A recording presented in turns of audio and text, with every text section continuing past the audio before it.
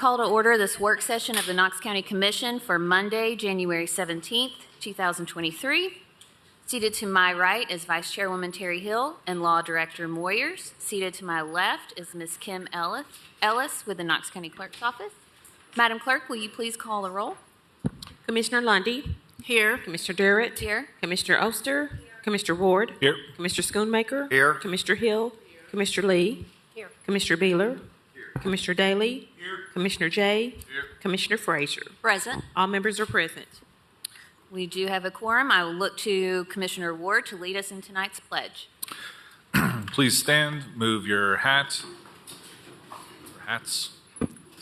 salute and pledge, please.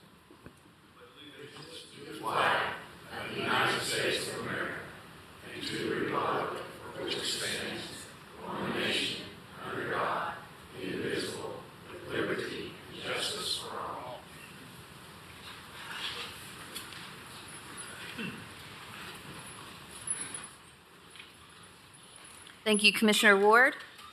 At this time, we will set our agenda for the evening. There are 0 additions. There are 2 deferrals, numbers 47 and 50. Withdrawals, item number 5, 15, 19, 67. And Director Moyers, we're going to add a withdrawal to that list. It is item number 68. So item 68 is an appeal from a decision by the TTCDA. I say decision in quotes. The TTCDA took no action on this matter.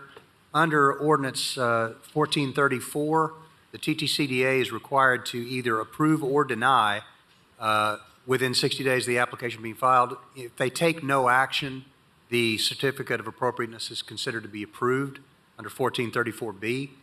Therefore, because there was no motion or second made under like they say in sports, by rule, the COA is approved. So that appeal is not necessary, and the applicant will be here on a rezoning, but I don't think it's necessary for us to take up the appeal at this point.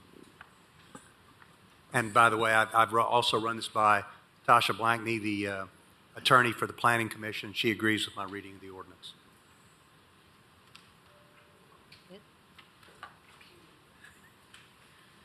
So withdrawals again are items number 5, 15, 19, 67, and now 68.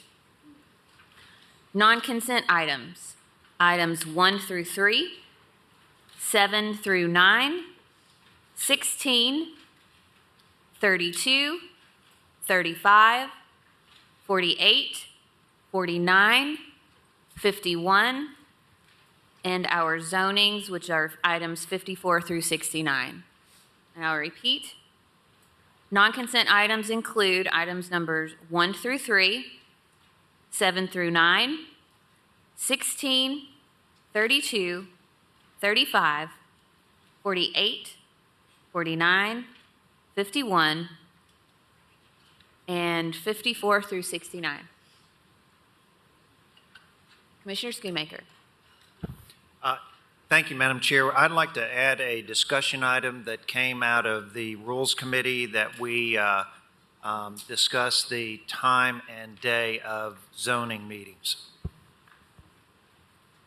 And that would be for tonight only. Okay. We will add that discussion item.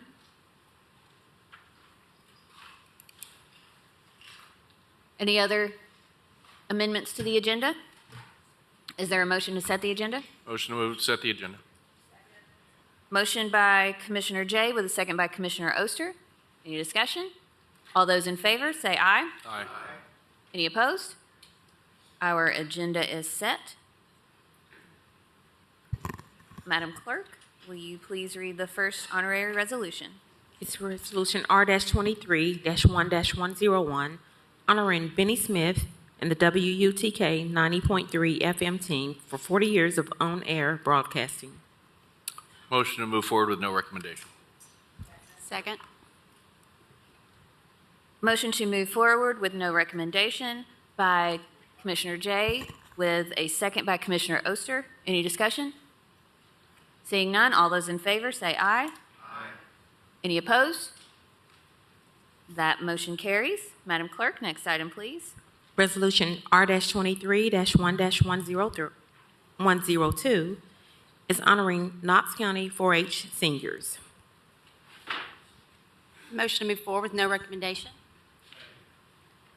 Motion to move forward with no recommendation by Commissioner Frazier, with a second by Commissioner Daly. Commissioner Schoonmaker? Thank you, Madam Chair. I would like to also be added on to the resolution. I think I talked to both sponsors about that as well. I'd like to co-sponsor as well. I Just would. want to do full commission? Can we Full do commission. full commission?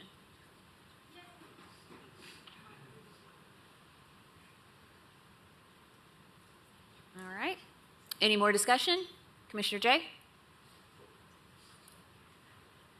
Seeing none, all those in favor say aye. Aye. Any opposed? That motion carries. Madam Clerk, next item, please. Resolution R-23-1-103 is recognized in January as Right to Life Month in Knox County. Motion to move forward without any recommendation. Second. Motion to move forward with no recommendation by Commissioner Lee, with a second by Commissioner Ward. Any discussion? Seeing none, all those in favor, say aye. Aye. Any opposed? I'm going to pass. I'm going to pass also. Yes, ma'am. Yep. That motion carries.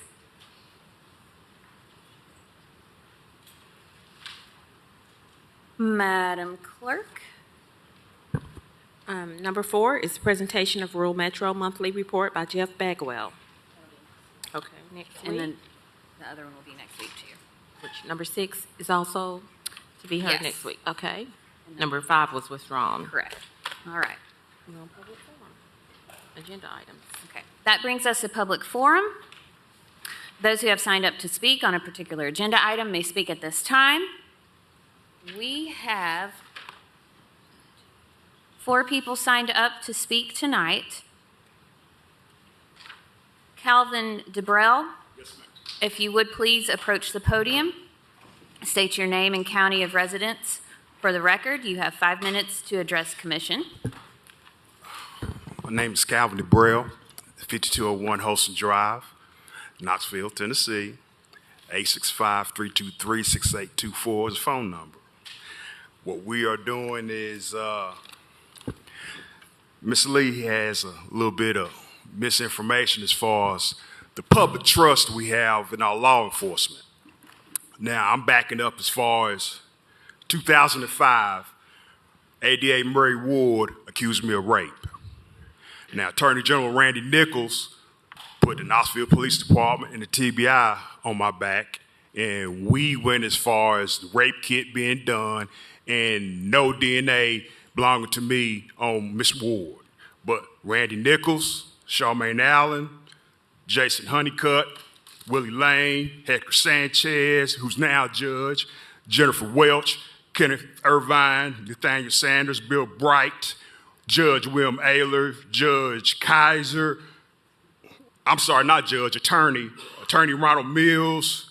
We going to the attorneys now. The judges. Judge Sword, Judge Green, Judge McGee, who's now retired, Judge Stansbury. They have seen the conduct of law enforcement officers ignoring their oath of office. Like I said before, Randy Nichols put me on the hot seat in 2005. Officers identified as threatening my life, Officers Baldwin, Lane, Whitehead, Jones, Turner, they're still in the Knoxville Police Department today. Officer Turner, he had another case in 2015 where he put a canine on a young man, had him mauled in the middle of the street and left him laying. My case with Officer Turner come out of appeals court in 2018. Officer Pickens, he's on the hot seat right now for assaulting his wife. Brian Baldwin, He's got blood on his hands with Mr. Thompson over here at Austin East High School.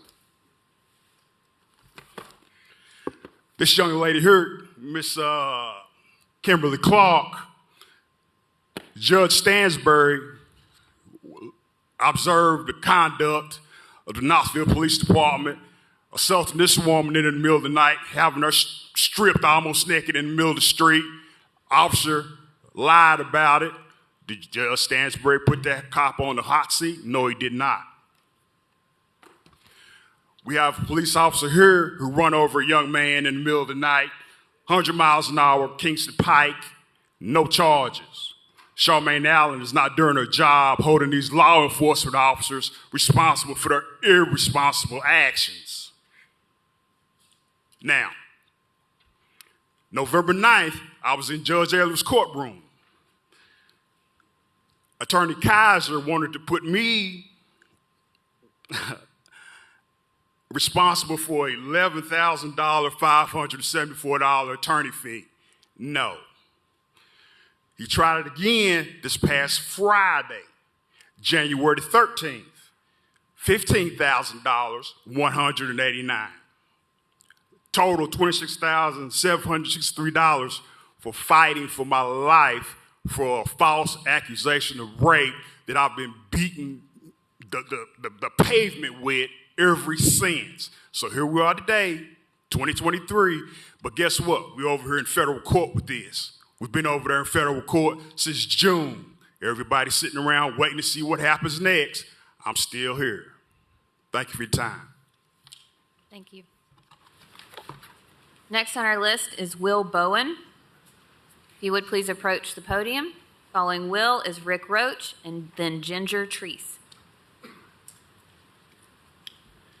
Thank you, Madam Chair. Will Bowen, 5669 Eagle Crest Lane, Knoxville. Commissioners, I wanted to I'm kind of gonna have to split this up because I've got three things I want to talk about. So the honorary resolution for the Right to Life Month is just, I mean, there are better things that you all can do with your time than to recognize something that has already been made completely illegal by the state of Tennessee in any circumstance. Let me just hearken back to 2014 Amendment 1. Knox County voters said no to Amendment 1 by a 3-point margin in 2014, which put that there is no right to an abortion in the state constitution. So you're already going against Knox County voters from 2014, which is now 9 years ago. So let me ask a question here. Do you think that public sentiment has switched more pro-choice or pro-life in the last 9 years, not to mention the last calendar year alone? I'll answer that for you. There are more pro-choice people in Knox County today than there were in 2014. So just the idea that something that pointless was passed is kind of, I mean, or passed or going to pass next week, but it's just not necessary. So let me move on to my next item on the agenda. On a lighter note, the Western Knoxville bypass proposed by Commissioner Jay is a fantastic idea and should be pursued because there's way too much traffic on I-40. And I think all of us know this. If we're trying to drive out to Farragut or something, I mean, it takes, what, 20, 25, 30 minutes? It's just any feasible option that can be researched to solve that problem would be preferable to what we have now, or just adding more main lanes onto the freeway with space that we do not have because we've built up so close to the freeway. So the thing about the Western Knoxville bypass is that, you know, environmental concerns are there, and we want to make sure that we deal with that as best as possible, and also the citizens of, let's see, it would be what, Anderson, Roane, and Loudoun counties. Make sure that, because if I'm remembering correctly, they already voted down a similar proposal, but I don't know. Of course, it's worth trying again because we've got a problem and we need to fix it. But I would rather not. I would rather it not be told. I know that that's the direction that the state seems to be going in here, but like I said, any feasible option that can fix our congestion issue on our stretch of highway should be properly pursued. And then the third and final thing, I'll leave you with this. So the McAllister's incident, I spoke about that. I guess it was December 22nd or something like that. I don't remember the exact date, but it's still not resolved, and the Knox County Sheriff's Office has still not been held accountable for this. And like my friend just said, the Knox County Sheriff's Office has never been held accountable for their actions anytime, ever, in recent memory. So I will leave you with this. When will these people be held accountable? Thank you. Thank you, sir. Rick Roach, please approach the podium. State your name and county of residence for the record, and you have 5 minutes. Rick Roach, Knox County. I'm just going to echo what the two previous speakers have touched on. Sheriff Spangler needs to be held accountable. For that matter, so does our district attorney. I've watched too many times where they have come out and done their, quote, legal job, their taken so-called responsibility, and in the process, particular communities have been underserved. I want to speak more specifically to what happened with Shanae Dawn Robinson's daughter, Anaya. I've had confrontation and interaction with the Sheriff's Department, especially over the last 5 years. Started associating with them more when I was associated with a group called Justice Knox. Some of you may be familiar with them. I was one of the people who would do follow-ups as far as commitments were made. At that time, J.J. Jones was the sheriff. He made a commitment for CIT. Come to find out, once J.J. was out of office, no CIT. I mean, we got played with on that. Okay, because if there was CIT, if there was any type of training that would help deputies or any other law enforcement focus on what needed to be done in a crisis situation, you wouldn't have had all these sensitive feelings being hurt of our Knox County deputies that were involved in that situation. Think about it. Social media took over. Kimberly Glenn needs to go, by the way. She just needs to go.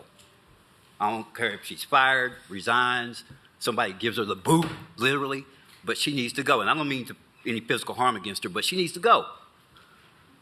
She's done nothing for Knox County and the Sheriff's Department in fulfilling her job duties, and they protected her, and she's protected ill-acting, bad-acting Knox County Sheriff deputies since she's been in that position. And y'all know some of these situations that have happened, from the old city situation, which was reprehensible, because the half of it wasn't even told on that, to this last situation that happened at McAllister's. And you all have to find a way to do it. Take money away. I keep taking money away. Take as much money away from the Sheriff's Department as you can until they get the message. You have to be responsible. You have to be held accountable. We can't let this go on because some really bad stuff is going to continue to happen. I spent an hour one day with a person who had a complaint that happened that morning. They asked me to come with them to go to the Sheriff's Department because it involved the Sheriff's deputy who was on duty at an elementary school. And they were treated poorly and actually targeted by the deputy. We verified that. And the next thing you know, we spent an hour talking with Sergeant Champion in the Professional Standards Office. And this was the second incident involving this particular person where we spent a whole day, literally a whole day, 5 or 6 of us actually, trying to get some answers to the bad behavior and get some accountability and responsibility taken by the Sheriff's Department. Then Captain Norris, I believe he's a chief deputy now, just blew smoke up our you-know-what. And it gets old. It gets old.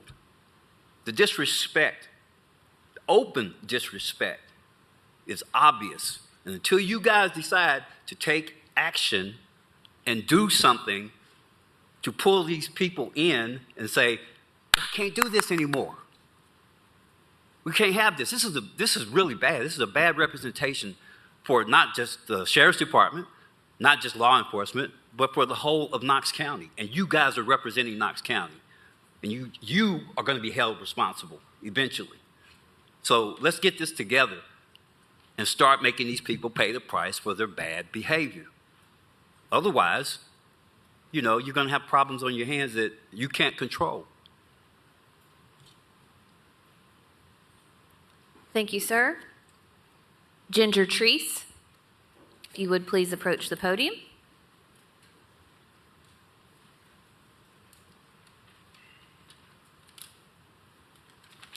Please state your name and county of residence, and you will have 5 minutes. My name is Ginger Treese. I'm in Knox County. I just want to thank you all for bringing this resolution. Commissioner Lee is my commissioner, and I certainly appreciate her bringing the Right to Life resolution. What an honor it is to live in a county where we honor those who have no voice, those who have only those to protect the babies and the unborn. And I'm just proud to live in Knox County, and I just want to thank you all for that. Currently, our state has legislation in place that is saving, rescuing, and protecting over 900 babies every month. It's beautiful, it's wonderful, it's effective. Part of the reason I do the work that I do is I am compelled by post-abortive mothers, post-abortive women who come to me and say, please do what you can to keep other women from the pain and the hurt that I have been through and endured for year after year. And I just want to acknowledge that it is a big deal. And there's a couple of scriptures that I wanted to read to you. I call heaven and earth to witness against you today that I have set before you life and death, blessing and curse. Therefore choose life, that you and your offspring may live. That's Deuteronomy 30:19. Jeremiah 1:5. Before I formed you in your mother's womb, I chose you. Before you were born, I set you apart to serve me. I appointed you to be a prophet to the nations. Psalm 139:13-16. For you formed my inward parts. You knitted me together in my mother's womb. I praise you, for I am fearfully and wonderfully made. Wonderful are your works. My soul knows it very well. My frame was not hidden from you when I was being made in secret, intricately woven in the depths of the earth. Your eyes saw my unformed substance. In your book were written, every one of them, the days that were formed for me, when as yet there was none of them. So this coming Sunday, we're having our March for Life. It's going to be downtown Knoxville. We're going to gather at the Knoxville Convention Center, and we'll gather in a brief prayer time, and then we'll walk a route. And every one of you are invited. I'd love to see your faces to come and have this experience. It's people from all over Knoxville who come and participate, and we'll remember those who've lost their lives since Roe's decision. Also, I just want to take what time I have left, and I just want to pray for you. You all make decisions that affect those in Knox County in a way that you'll never know. You know, there's just things that happen and you'll never know. And that's important work, but more than that, your lives, your homes, your marriages, your grandchildren are important as well. So I'm just going to pray. So Lord, I come to you in the name of Jesus, and I bless every commissioner here tonight, Lord. And I ask that your hand would be upon them, that you would give them wisdom and knowledge beyond their experience, beyond their education, beyond anything they've known before, that you would give them and give them the ability to do things that you've called them to do during this time in service to our county. Lord, I bless their homes, their families, their children, their grandchildren. Lord, keep them safe, prosper them, keep them healthy. Lord, let them be overcomers in the trials that they face every day. Lord, keep them, draw them close to you, show them your love, and do this in your name, I pray, Jesus. Amen. Thank you for the time. Thank you. Have a good night. This concludes our public forum.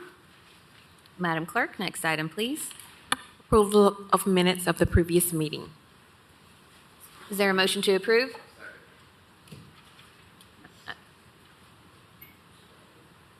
Yeah. It was Daley. A motion to approve by Commissioner Daley with a second by Commissioner Beeler. Any discussion? Seeing none, all those in favor say aye. Any opposed? That motion carries. Madam Clerk, next item. Item number 7 is consideration of the acceptance of New County Road, Denver Lane, located in Goodison Park, Phase 1, District 6. Commissioner Jay? Great. Move to approve. Is that your light? Sorry, there's a light on. Ghost light. I'll take it. Ghost light. Motion to approve by Commissioner Jay with a second by Commissioner Daley. Any discussion? Seeing none, all those in favor say aye. Aye. Any opposed? That motion carries. Madam Clerk, next item.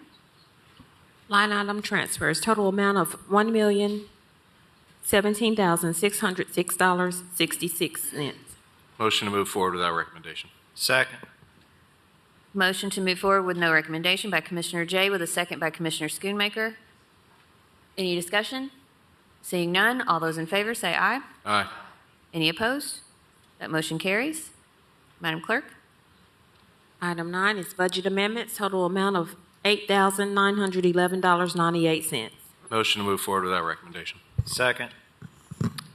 Motion to move forward with no recommendation by Commissioner Jay with a second by Commissioner Schoonmaker.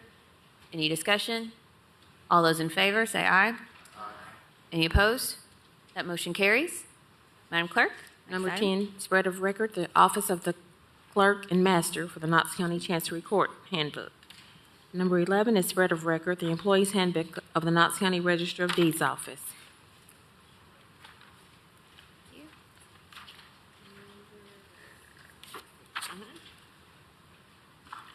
Item number 16 is Resolution R-23-1-205. It's approving a contract with Duncan & Sons Building Maintenance, LLC, for janitorial services at 17 Knox County Schools for the term of February 1st, 2023 through June 30th, 2023, at a cost of $1,040,000.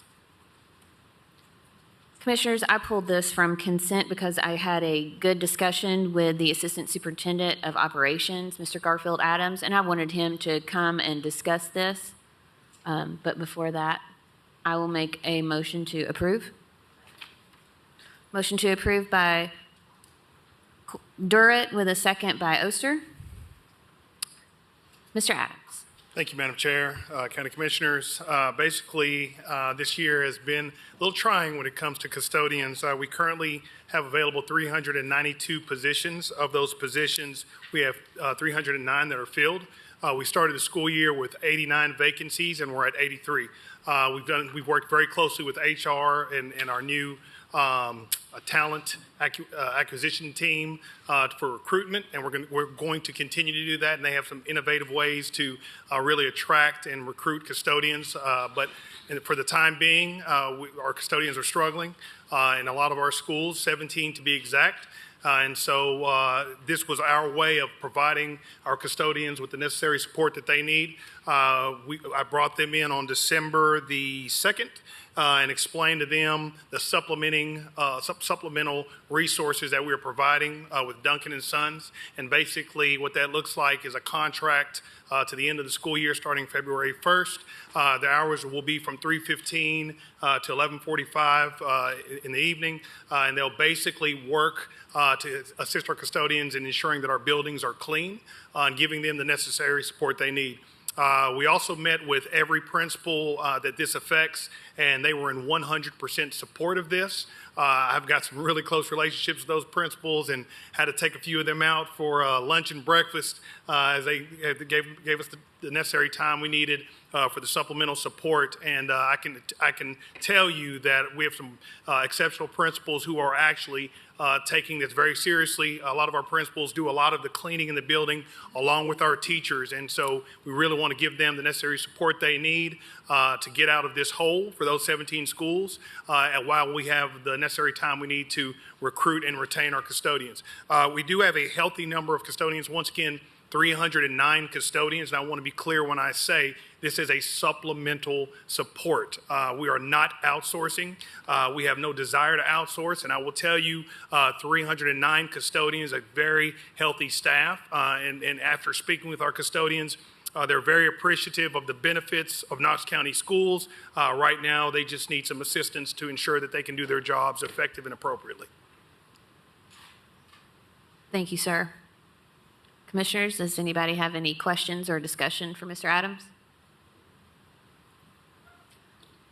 Thank you. Thank you, Madam Chair, County Commissioners. Seeing none, the motion on the floor is to approve. All those in favor say aye. Aye. Any opposed? That motion carries. Madam Clerk, next item, please.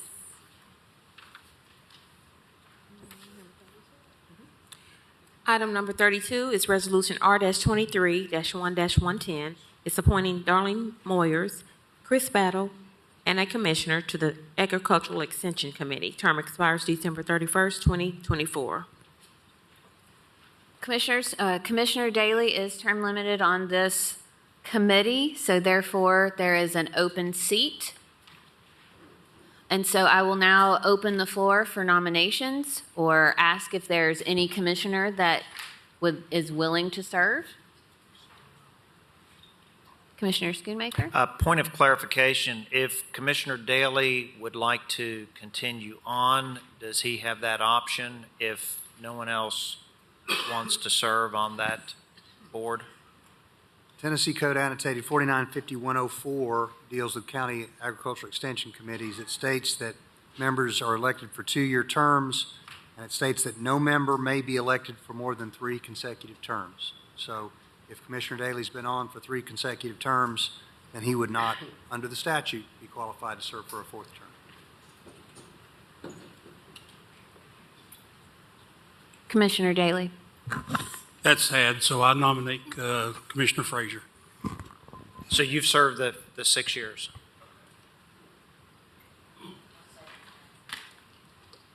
You want to move these nominations? Move to cease nominations. Thank you. Motion to cease nominations. Would you like to amend your motion to proclaim that acclamation? Do a drop back. Commissioner Frazier. Yes, I'd like to amend that we approve by acclamation appointment of Kim Frazier for the Agriculture Committee. Does the second agree? Absolutely. Motion is to cease nominations and approve Commissioner Frazier appointed to Agricultural Committee by acclamation. All those in favor say aye. That's true. Commissioner Frazier, if so elected, will you serve? Got big shoes to fill with Commissioner Daly, but I would be honored to. And Commissioner Daly, don't go too far because I'll need you. Right. All those in favor say aye. Aye. Any opposed? That motion carries.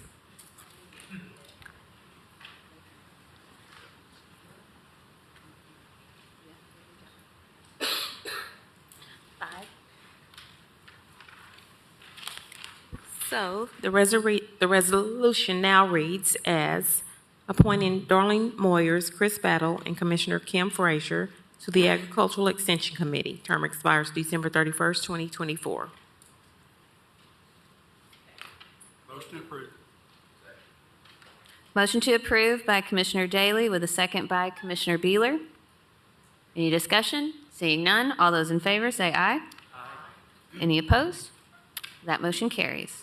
Next item, please. Item number 35, Resolution R-23-1-301, is approving a vehicle trade between the Knox County Sheriff's Office and the Knox County Rescue Agency. Commissioner Frazier? Thank you, Madam Chair. I'll be recusing myself to avoid any perceived conflicts of interest. Thank you. Motion to approve. Motion to approve by Commissioner Daly with a second by Commissioner Schoonmaker. Commissioners, I pulled this simply for the fact that Commissioner Frazier had requested to recuse herself, and she didn't want that to be the entire consent calendar. So that is the only reason. Motion on the floor is to approve.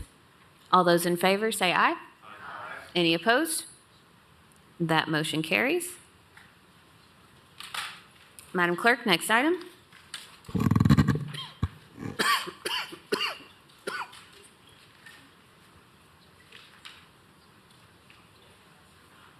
Yes. The next item is Resolution R-23-1-902, and I'll be reading the revised caption.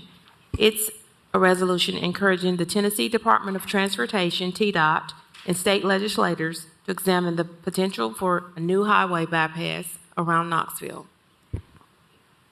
Commissioner Jay. Motion to approve. Second. Motion to approve by Commissioner Jay with a second by Commissioner Ward. Commissioner Jay? Thank you, Madam Chair.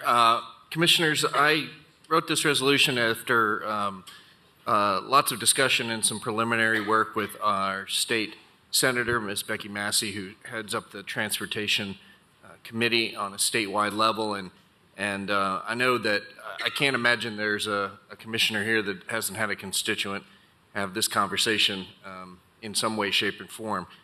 It comes down to this. We're a growing, thriving community, but we're also the regional hub for all of East Tennessee. And we're growing at a pace where our current infrastructure on all levels is not necessarily sustainable now and certainly won't be in the future in many cases. And while this is not a new, unique idea, it's something that we've missed opportunities with. We've also, there's been lots of discussion for lots of years, and it all has to start with an idea. It has to start with a bit of a spark from us as the legislative body. And the resolution before you is simply asking our state representatives and our Tennessee Department of Transportation to begin examining it, put it back in the hopper to some extent, and think about what it might look like. A third of the country's population lives right within 500 miles of Knoxville, and we are the crossroads of the entire eastern seaboard. The north-south corridor starts in Canada, goes to Key West, and comes right through here. The east-west corridor starts here and goes all the way to California, and everything has to funnel into a pretty small urban core. And so, as you can see in the resolution, there's lots of data. The one that stood out to me the most when researching this was in the state, we have 3 of the 5 most congested spots in all of Tennessee, and the number 1 is our corridor that runs 18 miles through the heart of our community. I don't know where this would go. I don't know what it would cost. I don't know how long it would take. These are all the questions that would need to be examined on a much bigger scale. But I'm asking for your support to be part of this resolution. If everybody would love to co-sponsor, that would even be better. But I'd love to see us support this. We have a meeting with our state delegation this week. We have an opportunity to put this at the top of the list. And maybe one day, we'll find some relief. I think doing nothing is not an option, and ultimately, I hope that this body will continue to think, what does this community look like 30 to 50 years from now? What can we do to make those decisions right now? And how can we at least push the ball forward, working with everybody in our Knox County legislative, executive, and departments to ask for some ideas to spark and some ideas and solutions to come forward. So open up the floor to questions and comments, and I appreciate your consideration.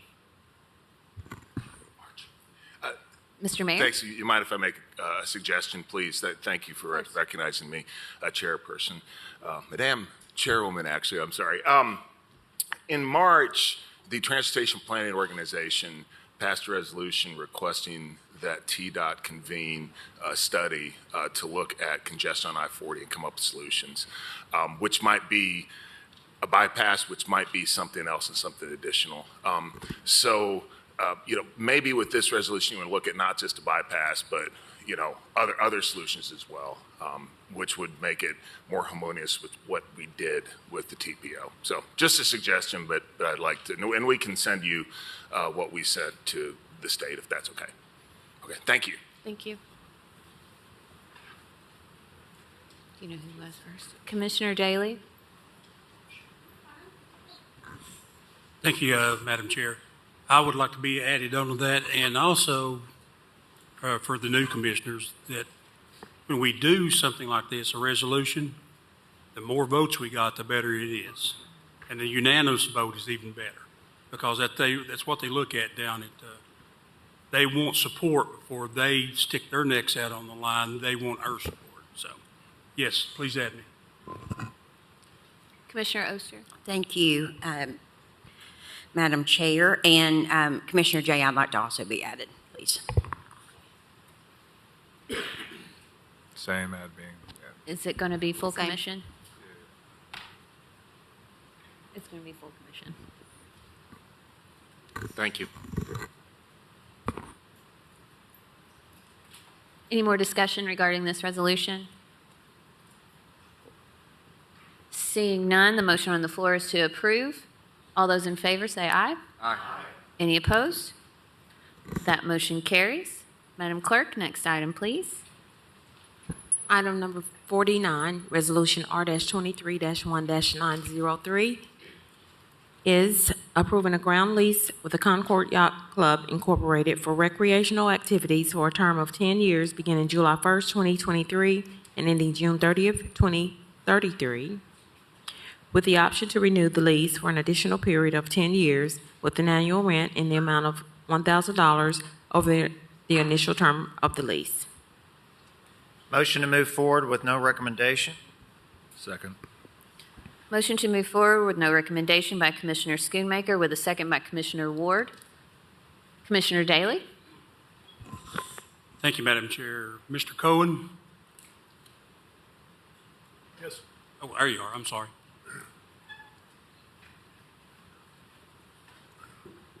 Yes, sir. Name and address for the record. Mike Cohen, 5523 Parkdale Road, Knoxville, Tennessee. We had our agenda review last Friday, and you were there. I was. The lease is going to be. This is Dana Dawson, the Commodore of the club. Is here. Can, Can't hear you. And this is Dana Dawson, the Commodore of the club, in case you've never met a Commodore before. We discussed it's not going to be $1,000; it's going to be $5,000.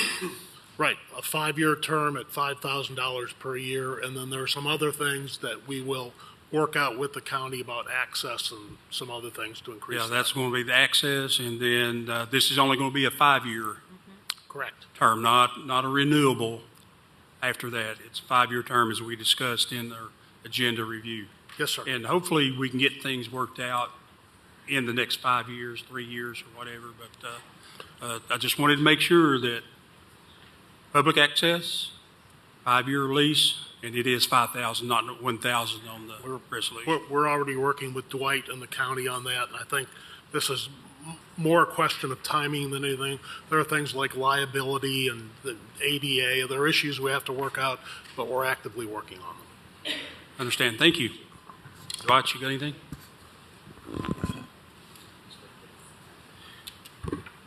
Just, Commissioner, to make sure we vote appropriately legislatively on Monday, then somebody would need to enter a substitute motion to amend the rate and amend the term, And also, I think you wanted to remove, I believe it's section 19, that includes the extension. So I can forward that to the chair if that's the will of the body, but just to make sure that the legislative item reflects the legislative intent.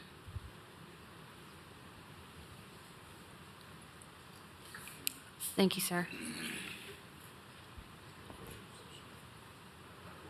She was on. We're just clarifying that we would do any substitute motions next week because the motion on the floor is move forward with no recommendation. Is that Right. accurate? Thank you. Correct. Commissioner Frazier. I just wanted to echo that. I had a question, and this came up on another item we had on a previous agenda about when there is something like this, can we not move forward with a recommendation?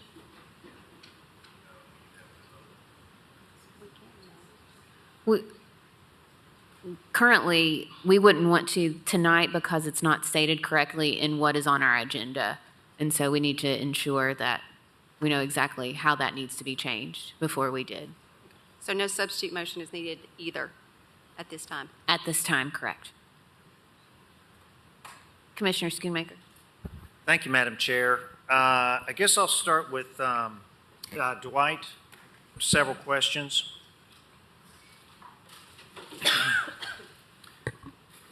I think that you would agree that there's been significant change in Knox County in the past 25 years since the original lease was established, and that the Concord Yacht Club has fulfilled their obligations for that 25-year lease, and they never missed their payment. Is that correct? Yes, sir. Okay. But also in that 25 years, our recreational needs of the citizens of Knoxville, Knox County, have also changed. We've got more people using the lakes now than we did 25 years ago. We've got more people using the boat launches that are to the east of the Concord Yacht Club. We have the Cove Park, which is to the west of the Concord Yacht Club, that's now being utilized by numerous people. In fact, it's the most attended park in our system. We've now attracted fishing-related events like Bassmasters to Knox County.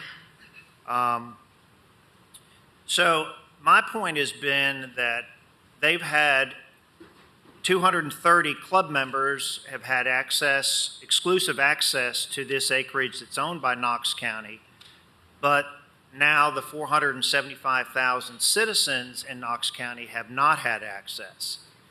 And what my concern was that maybe we need to relook at this property to only give the yacht club and their 230 members, which don't all reside in Knox County, maybe half of the property, and then designate half of the property to the citizens of Knox County where they can use it for a boat launch as well as extended use from the park standpoint with picnic tables and that. I think it's highly unusual in all my years on commission that we've had a leasee make the contract and submit it to Knox County. It should be that Knox County says, this is the contract and here are the stipulations and all that. So I just want to make sure my colleagues realize that the Yacht Club gave us this contract. This did not originate from Knox County. That's why the verbiage is different. And again, like Commissioner Daley said, we need to increase the access. So I don't think it's going to take 5 years to figure out what we need to do with this Knox County asset. They've had exclusive use and their 230 memberships for 25 years. Maybe we need to look at revising this contract to just a 3-year time period while it's still under the mayor's administration, as opposed to deferring something that when the mayor's not here. Because I'm sure, the mayor spent significant time trying to find a great parks director. We've done that. He's very dedicated to our parks in Knox County. I would just like to see us relook at using a part of this asset that Knox County has for the citizens of Knox County, not for the exclusive rights of a private club. Let us come back to commission this week, Commissioner Schoonmaker. We have a series of potential amendments to the agreement that we think would reflect some of that. A couple considerations. Anytime we make a change like this, we have to look at it in the context of what precedent are we setting. So as we consider how we might amend this lease and open up this facility, does this have implications for Concord Marina? That's another leasehold arrangement that we have, and that's property that was conveyed to Knox County by TVA under similar terms and conditions as this property. So we want to make sure that we aren't setting a precedent that either has substantive implications for one of our other arrangements or that we can't live with down the line. I don't think the club is at all averse to seeing the relationship evolve, and certainly Parks and Recreation and the mayor's office is not. But there are some complicated considerations from a risk management standpoint. They're going to be paying us, it's a leasehold arrangement, a modest amount to be sure, but it is a leasehold arrangement. So as we change the terms and conditions of that lease, I think that it is only fair and responsible to engage both risk management in that discussion and their insurer.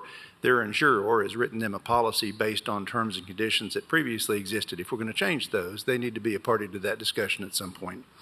Ultimately, what I just would remind Commission is the deliverable of the group is the opportunity for somebody who wants to learn to sail or participate in the sailing sports to have access to a location, have access to training and expertise, have access to boats, have access and opportunity, whether it's the youth summer camps that Commissioner Hills referenced or some of the other programs through UT.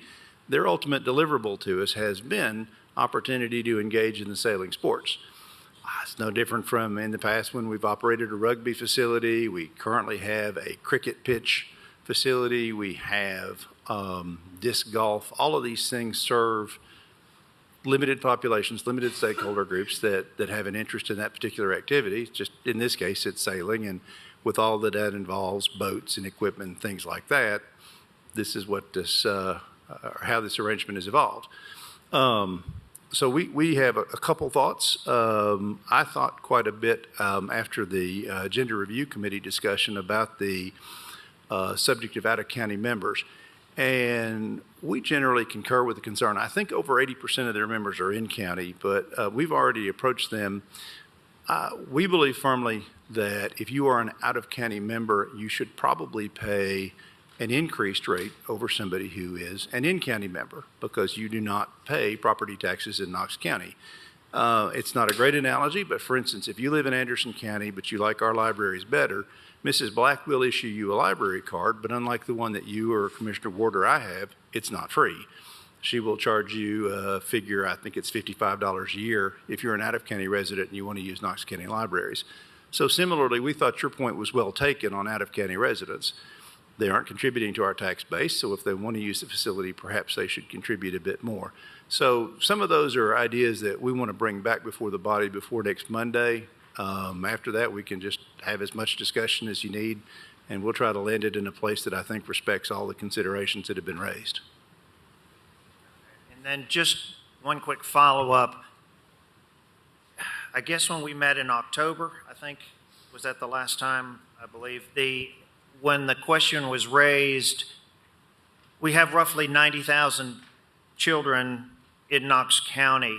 And I asked what the specific number was that they had taught to sail, and the club couldn't, at no charge to Knox County citizens, and they couldn't come up with a number. But, you know, was it a dozen kids that this past summer had free access to sailing lessons, or is it less or more than 12?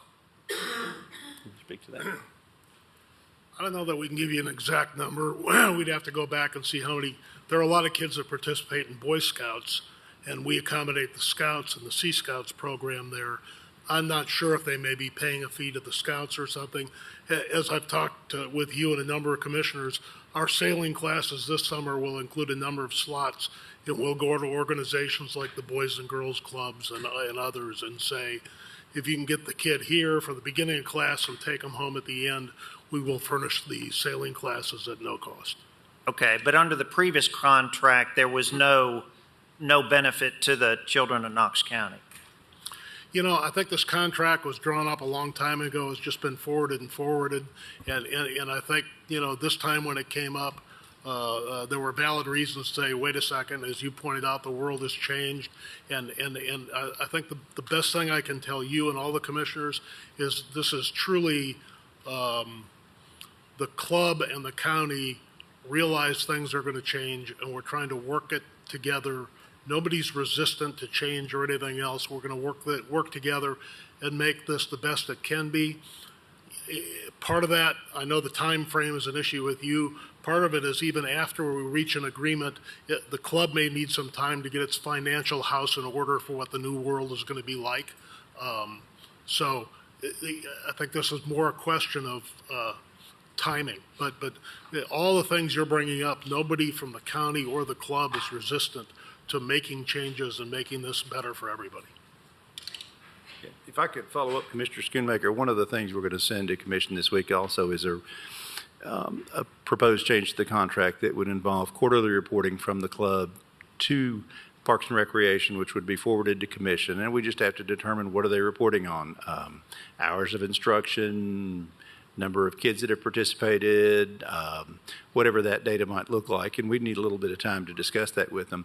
This is also contextual, though, because I have to wonder if we are going to require them to provide free instruction to a certain number of people or a certain number of kids, is that going to extend to the numerous AYSO soccer leagues that use our facility? Is that going to extend to youth baseball teams? Is that going to extend? There's always a where does it start and where does it stop question that we want to make sure we understand before we ask a commitment or make a commitment.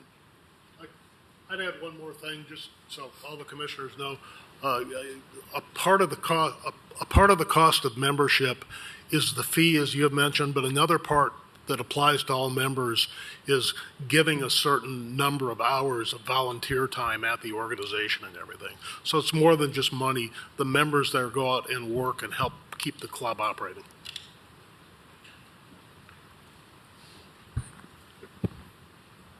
But was that also, though, that they get a reduced mooring fee for a sailboat compared to a comparable facility down to the further to the west, where a sailboat would be docked for $250 a month, where you're charging about $70 a month? And so they're using those hours served to get a discount, correct? Well, that is part of it. Because you don't charge going rate for your services there. At this time, we do not. I'm sorry. Please sir. spart your name and I'm sorry. My and name is county Dana address. Dawson. I live in the Carnes community of Knox County. We do not charge a going rate. Part of our enjoyment of this property is sailing, and it's a very limited sport in this part of the country. If you compare the boat I bought to a very good set of golf clubs, you could use that set of golf clubs more times than I could in a year when you consider the weather conditions here.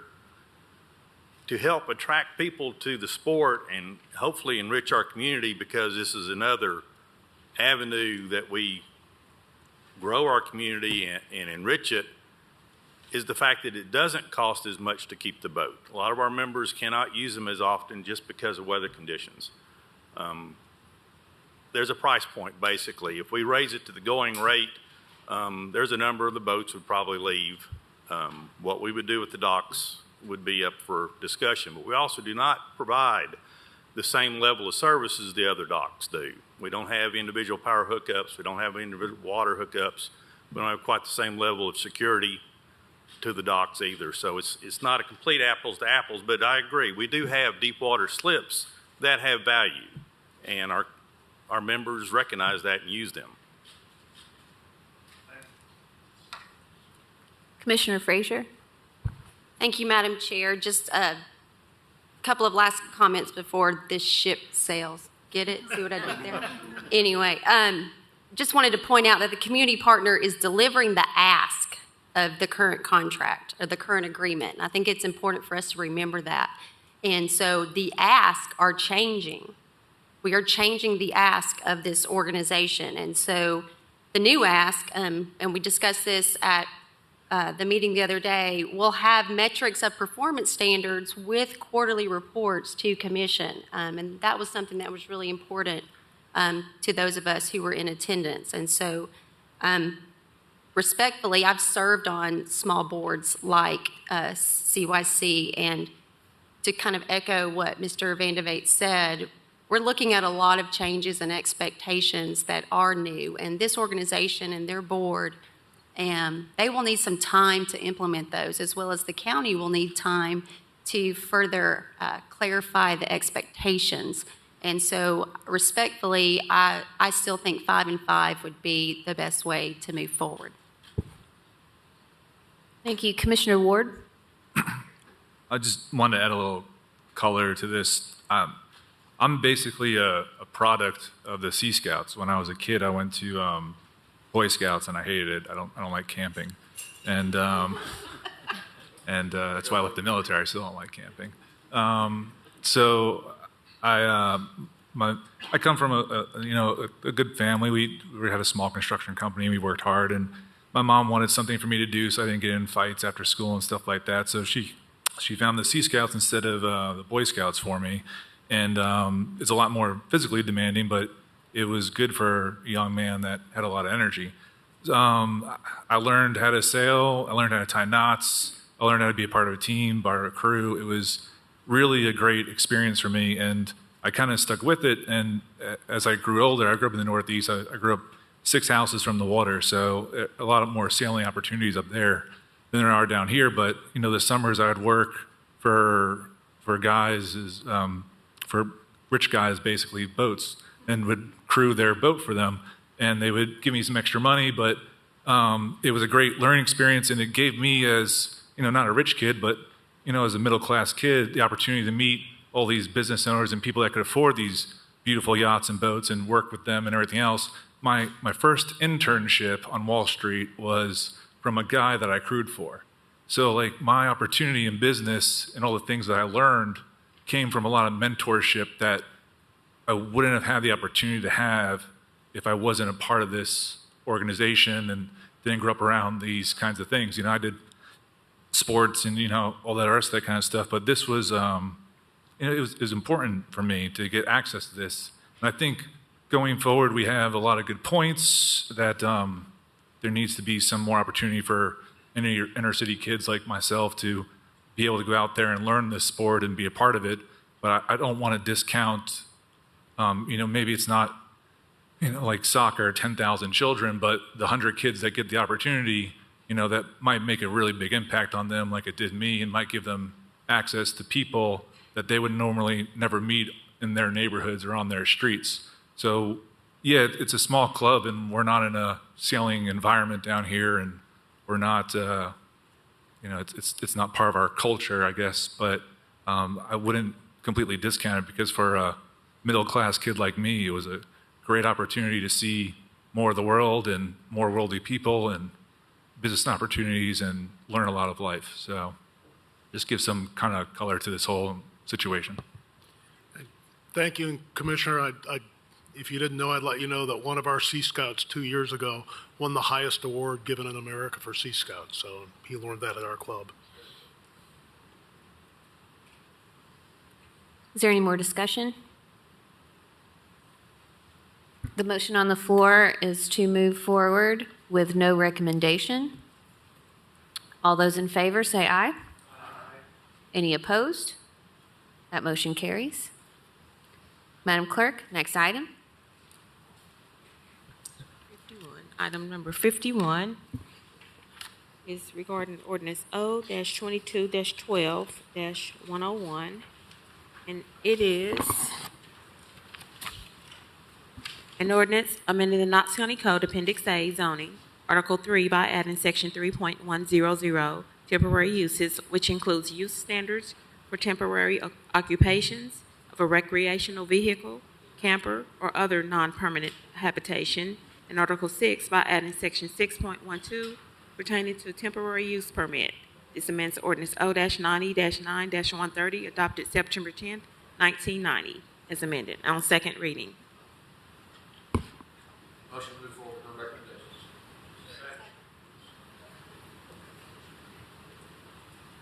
Who really wants it? There were three. Motion to move forward with no recommendation by Commissioner Beeler with a second by Commissioner Frazier. Any more discussion on this item? Commissioner Schoonmaker. Thank you, Madam Chair.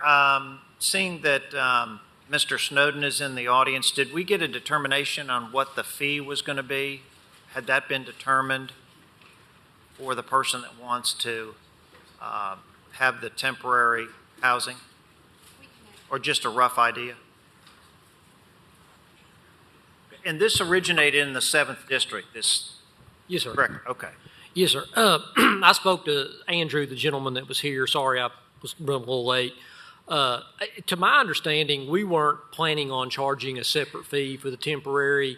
We would just charge the standard fee for the single-family home construction because, in essence, the staff time we're going to put in for inspections and things is really, it's going to be very minuscule. So we wouldn't necessarily want to charge a separate fee unless this body wanted to do so. Okay, that's what I thought you guys had determined previously. Okay. Yes, that did come up in the public hearing. Any more discussion? Motion on the floor is to move forward with no recommendation. All those in favor say aye. Aye. Any opposed? That motion carries. Now we're to, there's no open public forum. Okay. Okay, we're at other business, item number 52, discussion item to discuss the implementation of a county commission ongoing continuing education monthly series. Commissioner Frazier. Thank you, Madam Chair. In an effort to stay just informed and expand our knowledge, I would like to ask the body's consideration to schedule monthly continuing education sessions. These would take place in the commission conference room. They would be one day per month, approximately 1 to 2 hours, dependent upon the topic or subject matter. They're completely voluntary. They would be for information purposes only, would be public noticed. And some examples would be we could bring people in from the internal county departments, CTAS, schools, any community partners or agencies that we work with, other county leaders, emergency service agencies. It's really just an opportunity to have access to agencies, groups, folks that we actually conduct business with and just continue to kind of fine-tune our knowledge. Thank you, Commissioner Frazier. I did have a question. Who would be the one taking on this task? Madam Chair, I'd be happy to do that. Well, thank you. Right, it is. Any discussion or any questions for Commissioner Frazier? Commissioner Jay. Thank you, Madam Chair. I would just ask that just consideration of the timing of these be as close to the end of the day. We have so many meetings, we have so many committees, we have so many obligations, and it is very difficult to continue to take more and more time off. So having them closer to a non-work time would be much better. Thank you. Commissioner Lee. Thank you, Madam Chair. I had a question. Is this designed for educational purposes or just to meet the people in the community? I'm a little confused. Commissioner Frazier. It is for educational purposes. For instance, we could bring in someone from planning staff to educate and just expand our knowledge of what to look for rezoning or sector plan amendment, just things like that. Also bringing in our emergency service agencies. They can talk to us about our relationship with them, our agreements with them, what they provide, We can also bring in folks from CTAS. It really is just to keep our knowledge sharp. Again, I would ask all of you if you would like a subject matter or a topic to be discussed, please send that to me. Like I said, I'm just keeping this very informal, but I'm a constant learner, and I feel like things are always changing, and if there's opportunity for us to expand our knowledge, I think we should go for it. Thank you, Commissioner Frazier. Commissioner Lundy. Yeah, I remember when Commissioner Dre was chair, he did this also and was monthly. So I don't know if you want to consider every other month, just because it does kind of get back to back to back. But I support you either way it goes. Just wanted to let you know that. Thank you. Thank you, Commissioner Hill. Just as a consideration, I don't really know what this might look like, but there may be other people or other bodies outside of the commissioners that could also benefit from this. Maybe even within Knox County government, there may be some that would like to straddle and learn from other departments. Any more discussion on this topic? Thank you. Madam Clerk, next item, please. Item 53, discussion item of the incident involving Knox County Sheriff Office and 15-year-old teenager at McAllister's Deli. Commissioner Lundy. Thank you. First and foremost, I do want to thank Rick Roach, if he's still here, and Will and Calvin for coming out and speaking. We have to do better. And when I left the last commission meeting, I think people pretty much know it's pretty much frustrated. And I left here in tears, and my mom was like, watch your blood pressure. So I got to do better, but it's hard because I feel like my voice is not valued. As a woman, as a leader, as a Black woman leader, which I call the triple threat in society. I did ask for the sheriff office. I did contact Sheriff Spangler on January 5th, asking for the officers that were involved at the McAllister's location who were, I guess, responsible for the loss of Anaya Thompson, 15-year-old child who just so happened to be the sister of Anthony Thompson, Jr., who was shot by Knoxville City Police in the bathroom of a local high school, Austin East, which is one of the predominantly Black high schools in Knox County. Rick Roach was the one that brought this to my attention, so I'm definitely double grateful for him. And what went through my mind, I'm like, how ironic. I seen the Facebook post before I knew the details. And then I learned it was Anaya Thompson. I'm like, how does this work? Like, how like 2 years ago, her brother was shot, we're dealing with the police and law enforcement Black community thing. And then she comes up, lose her job because of a different department, but still law enforcement with the sheriff department. I feel like it was a sign. It's a sign that we have to face what's going on. It's day after Martin Luther King Day. What day is it? January 17, 2023. But in my spirit, it feels like 1960. I did receive a response because I know people was contacting me. Have you heard from the sheriff? I will read his email that I received this morning. Commissioner Lundy, Happy New Year. I am receipt of both your email and letter. I am unavailable to attend the workshop. Additionally, my officers nor any other Knox County Sheriff's Office representatives will be attending. However, If you wish to make an appointment to meet in person, I will be happy to accommodate you. If you would like a copy of our social media policy, one can be obtained by emailing Public Records Custodian. He gave me the email. I just want to publicly say I'm not meeting in a private meeting. I asked for this on November 30th. Before I wrote the statement, when I found out that she lost her job, I texted the sheriff. Can we fix this? I know this is a big misunderstanding. I'm just thinking, can we just apologize, do something real quick and get her job back, and then we can, just let it go.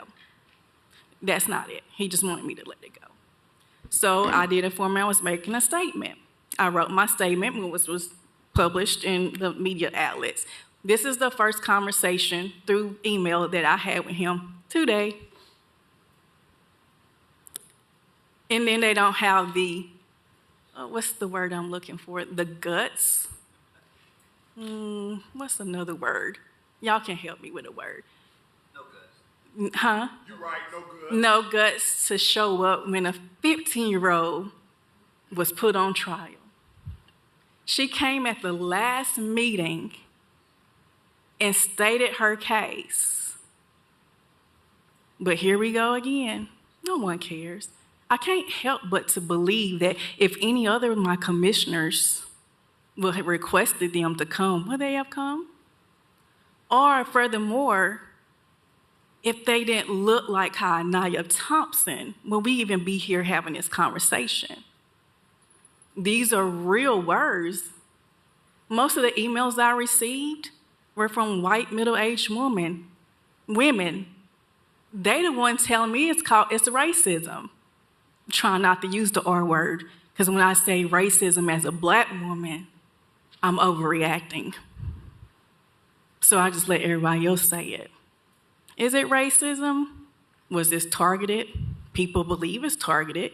People knew at the McAllister shop that she was Anthony Thompson's sister. Did someone behind the scenes say she works here?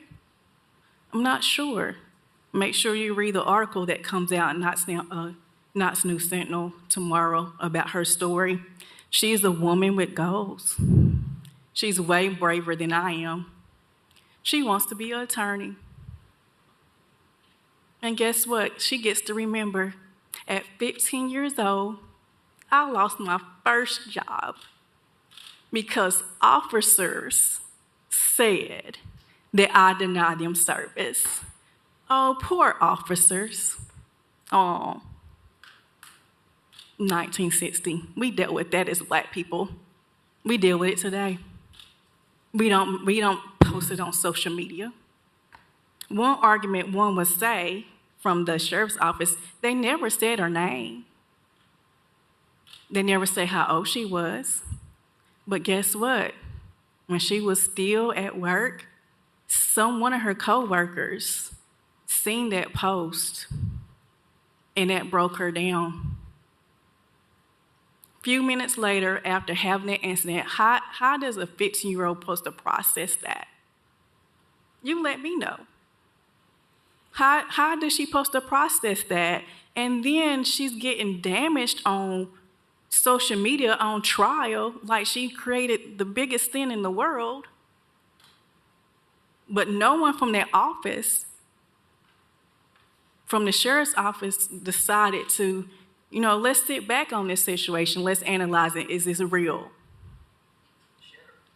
It's very cowardly, and it's very disrespectful, and it's very racist to me. So since they didn't show up, it don't hurt my feelings, because guess what? I knew they weren't going to show, because bullies never show up when it's time.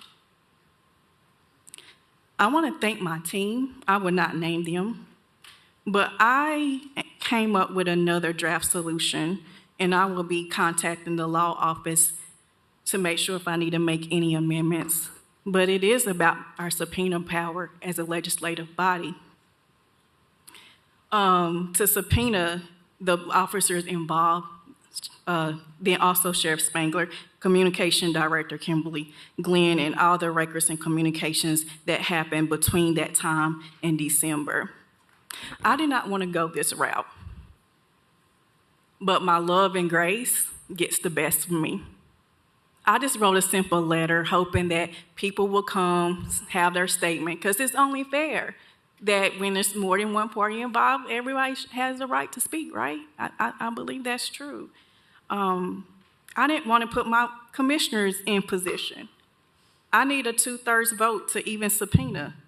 And I know that it gets very sensitive, and not targeting anybody on this committee, but I just know how society is. It gets very sensitive when it comes to the Black community and law enforcement. So I didn't even want to bring my commissioners into a point that they have to vote and support. But, you know, I'm going to have to do it because she will never forget this ever in her life.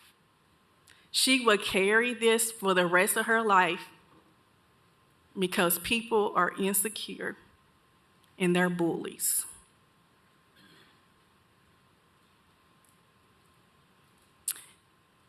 I'm disgusted. I won't let this go. It's already been trending across social media platforms. I know it's been viewed over 1 million times. People are talking about Knox County, and it's not good. And let us remember, just because Anaya Thompson looks like me, she's our child. She's Knox County's child, and we were voted to protect the people and the citizens of Knox County, especially young children. I want to thank God for giving us this moment. I want to thank God for the call to justice. I want to thank God for transforming the hearts of the people as we move forward. In Jesus' name I pray. Amen. I am complete. Thank you. Commissioner Frazier? Thank you, Madam Chair. Mr. Moyers, I have a question. Is it customary that a commissioner go through the open records process to obtain a county department's policies and procedures? Customary, I don't know that it's customary or not customary. I'm not that familiar with situations where the commission has asked for records from an elected office holder. I would like to think that an elected office holder would provide the records to the commission or to a commissioner who, if asked, but they are constitutional officers and they can set their own policies. So I guess that would answer my next question about, is it left up to the individual departments, the decision to make their policies and procedures, or in this case, general orders, public? Well, there are, of course, different departments in Knox County government. Some of them come under the county mayor, most of them do, but others are constitutionally elected officers, and they are given a fair amount of latitude to operate their departments in the manner they see fit. Thank you. Commissioner Jay? Thank you, Madam Chair. Open question for Commissioner Lundy. If you pursue the subpoena route, do you also intend to subpoena Anaya, the coworker, and the manager, McAllister Stellies, as well? I did not include Anaya, but it will be the CEO Southern Rock Restaurants and the area manager of McAllister's. I'm sorry, I couldn't hear that. The Southern Rock Restaurant CEO and the area manager of McAllister's, but I did not include Anaya on this. I guess I'm curious as to why, if you want to get to the entire story, and you've referenced both her and her I coworker and the manager and the officers and Ms. Glenn and the sheriff, wouldn't you want everyone to be testifying to their side of the story? Well, yeah, I mean, that's fine, but I figure Anaya Thompson gave her testimony December. Well, I put her through that again, but here we go. We got to put the 15-year on trial. So if that's what is recommended, I would do that, and I would talk to her how she feels about that. She's very strong, so she'd be okay, I think. I don't want to speak for her, though.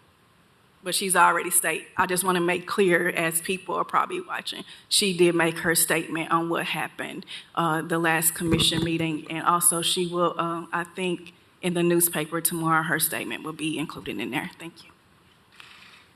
Commissioner Lee? Thank you, Madam Chair. I just have a few comments to make, and I guess I want to be like Paul Harvey. What's the rest of the story? What hasn't been brought out in any of these questions and the stuff that's been going on is Ms. Thompson's brother that was shot because he brought a gun to school. Wait a minute. Talk about what you know about. I'm speaking. He was shot. I think this is destroying our community, and this is destroying the relationship. This is not about race. 331 officers. Sir. 300. Knox County has. We openly say that. That's disrespect Sir. to a whole community. I understand you're upset, but please refrain from speaking out. 331 officers were killed in our country last year, 2022. 64 officers were shot dead. We've got a lot going on with gun violence. Now, Ms. Thompson was not fired because this was not a race issue. Officers went into an establishment, a restaurant that's privately owned, and if that restaurant wants to have a policy, we give law enforcement a meal, they're free to do that. Just like any business is free to give a Boy Scouts anything, Salvation Army.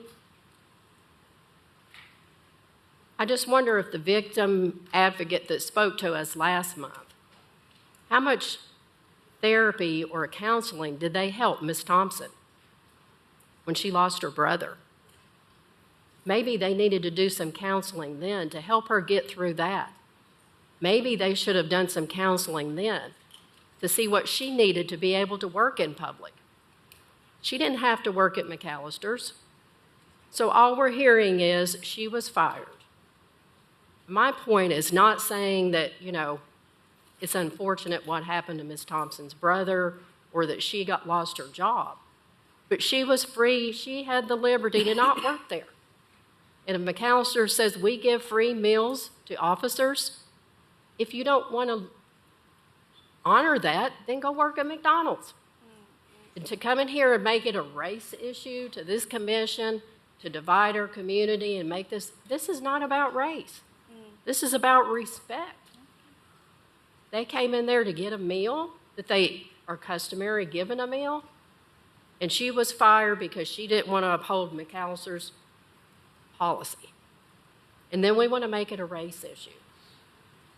I mean, when it calls for race, let's make it an issue. This was not a race issue. I mean, I'm just sorry that we're talking about this. 1960s, there's nothing about this. There is no proof that this girl was fired because she was black. She was working at McAllister's. She didn't have to work at McAllister's. But for her to get fired because she didn't uphold, McAllister says we give that policy, and then they were told one of your employees didn't serve us, they fired her. I mean, how is this a county commission issue? I don't understand. This is just dividing our community. I don't see why, if we're going to put Ms. Thompson, this is something she is going to remember. But I hope she doesn't remember to every time something happens in her life to use a race card. Thank you. I'm going to call it Rick Roach to respond. Shame on you. No. Shame on you. And anybody else on this county commission that even thinks that anything Sir. that I apologize, but we do have to follow our commission rules and... Okay, fine. I'm going to address the issue. Here's the issue. Sir. 3 county deputies come into McAllister's on that evening. I apologize. You haven't been recognized by the chair, and Commissioner Lundy, I apologize for this too. I don't know what to do in this situation to recognize Rick Roach. I've already been identified. I'll say my name again, Rick Roach, Knox County. But this is where we are. Commissioner, I didn't call this a race issue. It looks like it. But let me tell you this. The people who call it racism look like you. They didn't look like me. They look like you. And I'm so sorry that you feel the way you do. But as a woman, I know I have to respect your comments, but I totally disagree. I think they're inconsiderate. First of all, Anaya has been in counseling for 2 years. Second of all, she's homeschooled, and she wanted a job because she needed friends. She wanted friends. She wanted to be in society.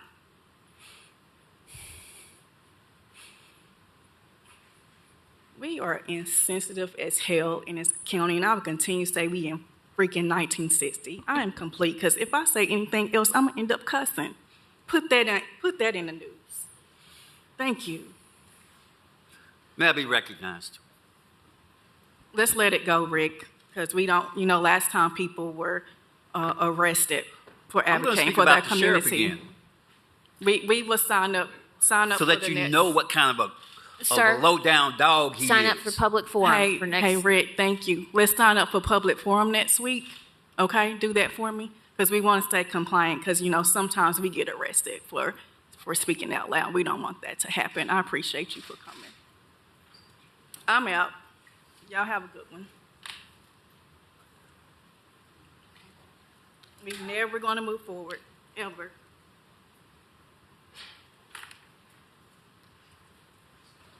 Okay. And that's why it's hard for people who live in this district, in office for this district, of a mostly majority minority community, why we in pain, because everybody wants me to forget mine. We have a 42% poverty rate in Knox County among blacks. And people say you need to pick yourself up by the bootstraps. And guess what? A 15-year-old was trying to pick herself up by the bootstraps, and she got fired because somebody got insensitive about her not serving them. Oh, okay, cool. We straight. I'm out. God bless everyone. I pray that you find Jesus.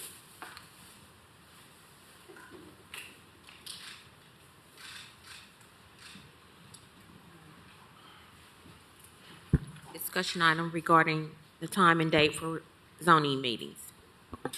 Commissioner Schoonmaker. Thank you, Madam Chair. This afternoon, Commissioner Daley chaired the Rules Committee, and in discussion, we were looking at ways to possibly change some of the meeting times for some of the meetings that we are required to hold. One of the late suggestions was that possibly moving the zoning meeting to a different day and time. The idea was, what if we held the zoning meetings on the second Monday of the month at 6 o'clock p.m.? Okay, 6 o'clock p.m. We also, in the same discussion, came up with the idea that on the work session day, at 4 o'clock p.m. prior to the 5 o'clock meeting time, we would hold the beer board, since there's no state statute that says you have to meet, the third or fourth Monday of the month. And then, so that way on the commission meeting night, if we meet at 5 o'clock, we can continue on business and not having to stop in the middle of county business to do zonings. So they asked that we put it on for discussion to hear from the balance of commissioners that weren't members of the Rules Committee. Any discussion regarding this? Sure, yeah. Commissioner Beeler. Thank you, Madam Chair. I'm just going to speak from the hip here. I would not be a fan of 3 out of 4 Monday nights being here on this dais.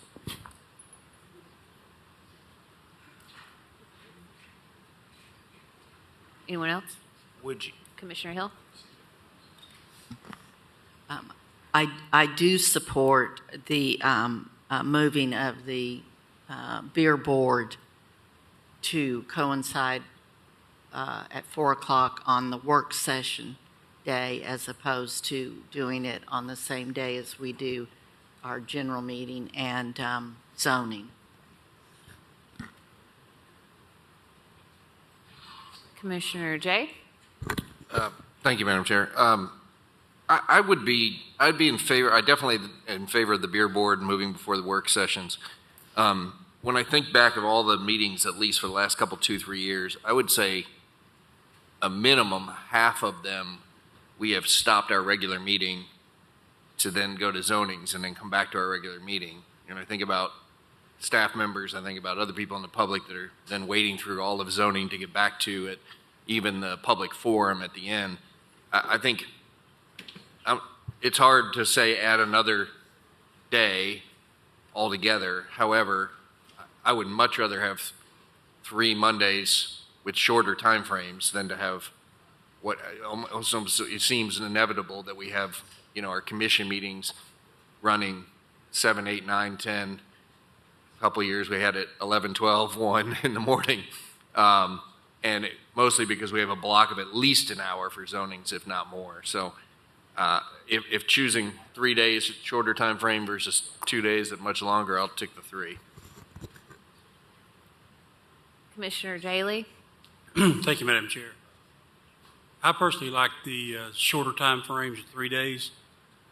If I go to the many homeowners groups that I go to and tell them that they're going to have on a Monday at 6 o'clock, it's them and them only, they're going to love it. They will absolutely love it. They will finally say, thank goodness I don't have to be here to 9, 10, or 11 o'clock at night. They'll love it. They'll absolutely love it.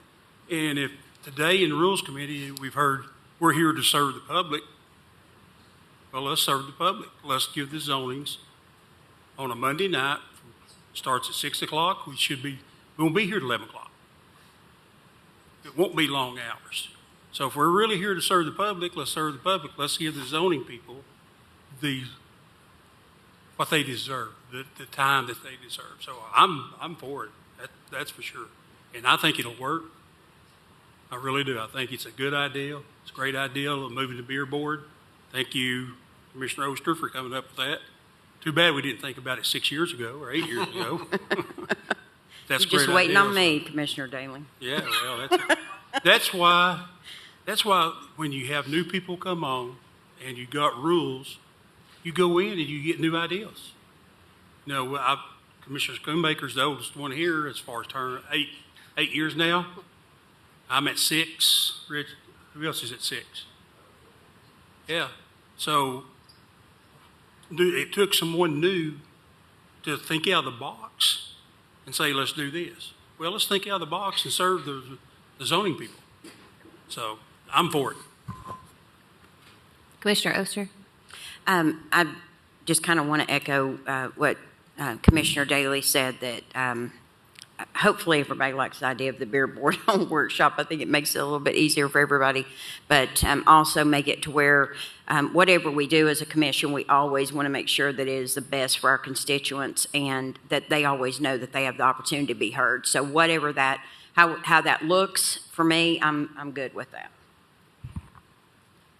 Commissioner Beeler? Thank you, Madam Chair. Just some questions I want to ask about specifics. Was there consideration given as to which Monday night it would be? The second Monday? Okay, but would it still be the previous month's Planning Commission agenda that we would receive? Okay, just be a shorter turnaround time. It's actually 2 weeks short. Well, for instance, they met last Thursday. Oh, I'm sorry. Thank you. Last Thursday, and so we wouldn't hear it till the 2nd February. So okay. So it's almost 4 weeks, not quite. Just asking for those who probably are wondering, who aren't speaking, so I guess I'm speaking for everybody. Was there a reason why we wouldn't start it at the same time we start all of our other meetings? Why 6 o'clock? At 5 o'clock. Right, yeah. Well, Yeah, why I mean- 6 o'clock if there's no other meeting that day? Yeah, we're up for discussion. Right. I mean, that's why we have it here. So there was nothing in concrete. Right, yeah. It seems, But that 5 would be good because. yeah, sure. You know. Yeah, I'm just asking. Yeah. I would suggest 6 because most people get off at 5. I would suggest 6 because most people get off at 5 o'clock. They've got time to get here at 6 o'clock. And so that's why I would say 6. So it's up for discussion. Yeah, if I may. I mean, I see where you're coming from, but at the same time, I don't think that's any more important than a county commission meeting. And I would think 5 o'clock just seems more reasonable if it's the only meeting that day. But Commissioner Ward? that's just Oh, my 2 cents. I apologize. No worries. I'm more of the opinion, pack everything into one day than spread out versus multiple days. Like, I'd rather start at 9 o'clock in the morning and at every single meeting, take one day of the whole entire month, have one session in the morning, one session in the afternoon, whatever. But I'm more of the opinion of, like, just stack it all up, one full day a month, work session in the morning, you can do commission in the afternoon, just take one day and do it like that instead of trying to spread it all out all over the place. We can all have lunch together like a family, it'd be great. Commissioner Hill? Thank you. I don't go quite as extreme as Commissioner Ward, but I will say. You don't want to have lunch with me every month? Anytime, darling, anytime. But I am a little bit reluctant to tie up a third night. I'm not real, personally not real comfortable with that. And one reason is because we all have many other commitments. And to basically tie up, 3 Mondays a month instead of 2 could tend to be a little bit more limiting. So, again, I absolutely support moving the beer board to workshop. Really would be tough, Commissioner Ward, to have workshop and general meeting in the same day, But I would not support. I would not support going into a third night. It'd be a fun day, though. Commissioner Frazier? Thank you, Madam Chair. Another consideration that the body should think about is our staff. County staff would need to be here 3 Mondays in a month. That's something that, why just 2? Commissioner Schoonmaker? Thank you. It would just be one director of one department for our zoning meetings. Mr. Snowden, and I And guess Amy, and yeah. Ms. Brooks, yes, okay, 2. And he- But it wouldn't be the whole, Well, never mind. and the clerk's office staff and the county commission office staff. And the law director. Yeah. How about Saturday? I'm not opposed to just a full day. Kumbaya. Yeah, let's Super Monday it. Commissioner Schoonmaker? Super Mondays. Well, let me give you another scenario to think about. What if, based on conversations, if you just wanted to meet 2 times a month, you've made everybody's agreed potentially that the beer board should move to the 3rd Monday of the month. For the 4th Monday of the month, what if you had commission meetings start at 4 p.m. and zonings at 7 p.m., and that way we would, with the other option would be then at 6 p.m. of that 4 to 7 period, we do the presentations and honorary resolutions, so you immediately start county business right at 4 p.m. I see a lot of shaking heads, yes. Yeah, doesn't sound bad. So my next question is, would it be appropriate for the chairman of the Rules Committee to get a resolution together for next Monday night? to consider, and then we wouldn't take effect until, say, March meetings. And That again, would- we're in a discussion period here. Yeah. I like the idea of starting at 4. That would be a great idea. As far as getting a resolution together, hi, Jill. Jill can probably get that done between now and Monday. It could be an ad, 2/3 vote, you could add it, Is and that we could not do it. too short of a, because, today's Tuesday. Is that not too short of a time frame For what? To add to something? add, to get, No. I'm really asking Jill.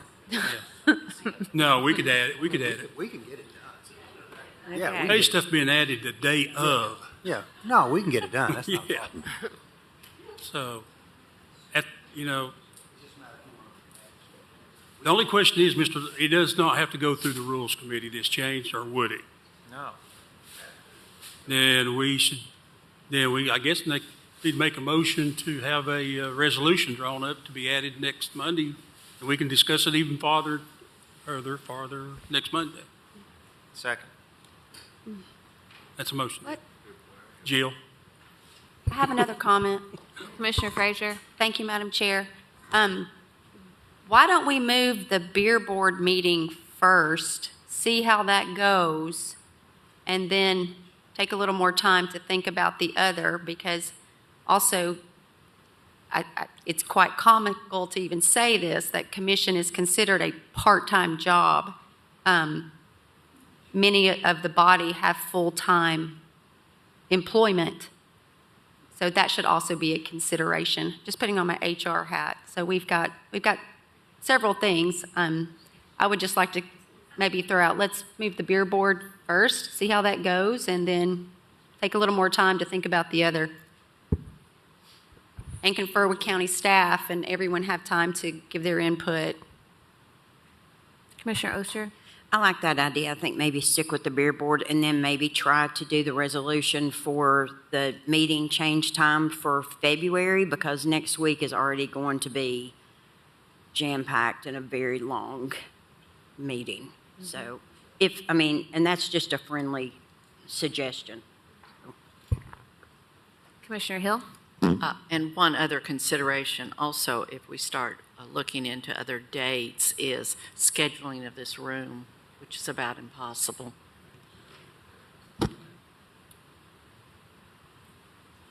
Any more discussion for this item? Yeah, I love this discussion. More discussion we got, the more minds, it works better. I'll withdraw my motion, if the second will, and give Jill time. Let's talk about it. But we can do the motion for the beer board. Yeah, do the motion. Mine was for moving the. So you're making a motion to have the beer board the third Monday at 4 o'clock prior to the work session? Commissioner Oster can make that motion. It's her idea, so she's getting the credit for it. I'm going to take credit. Commissioner Oster? I will make that motion to do a resolution for beer board to be the third Monday of the month, starting at 4 o'clock. So if Jill could get that, that would be great. Second.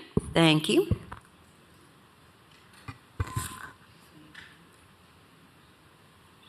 Commissioner Lee? Thank you, Madam Chair. Would that go into effect in February then? So we're going to not have beer board, or will it do it next week? We will do it next week. So we will have it next week, but next We will month have- it will be on the 1st. It would probably go into effect, what, March? March. Okay. Any more discussion? Motion on the floor is to add a resolution to our agenda for Monday, changing beer board time, or the beer board meeting date from the fourth Monday of the month to the third Monday of the month at 4 p.m. Motion is by Commissioner Oster with a second by Commissioner Frazier. Any more discussion? Effective March. All those in favor, say aye. Aye. Any opposed? That motion carries.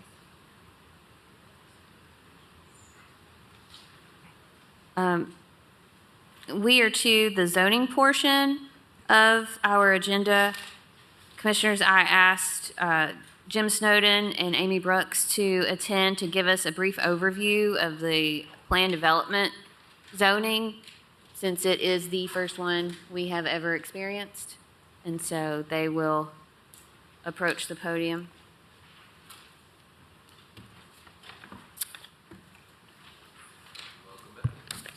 Welcome back. Good evening, Commissioners. Thank you. Good to see you. Good to see you all as well.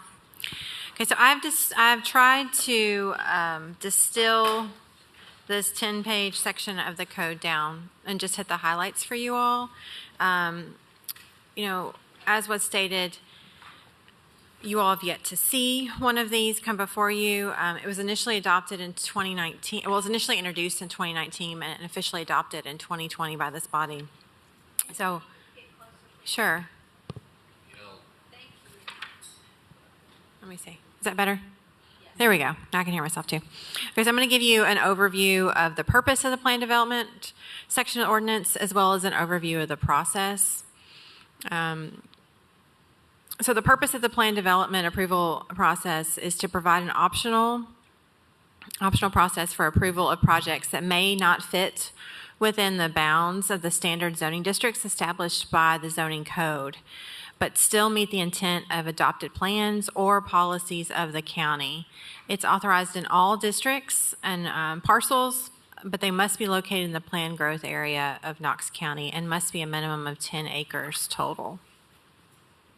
In return for exceptions to the code, the process requires higher standards for design and a commitment of benefits that are not required in other zoning districts.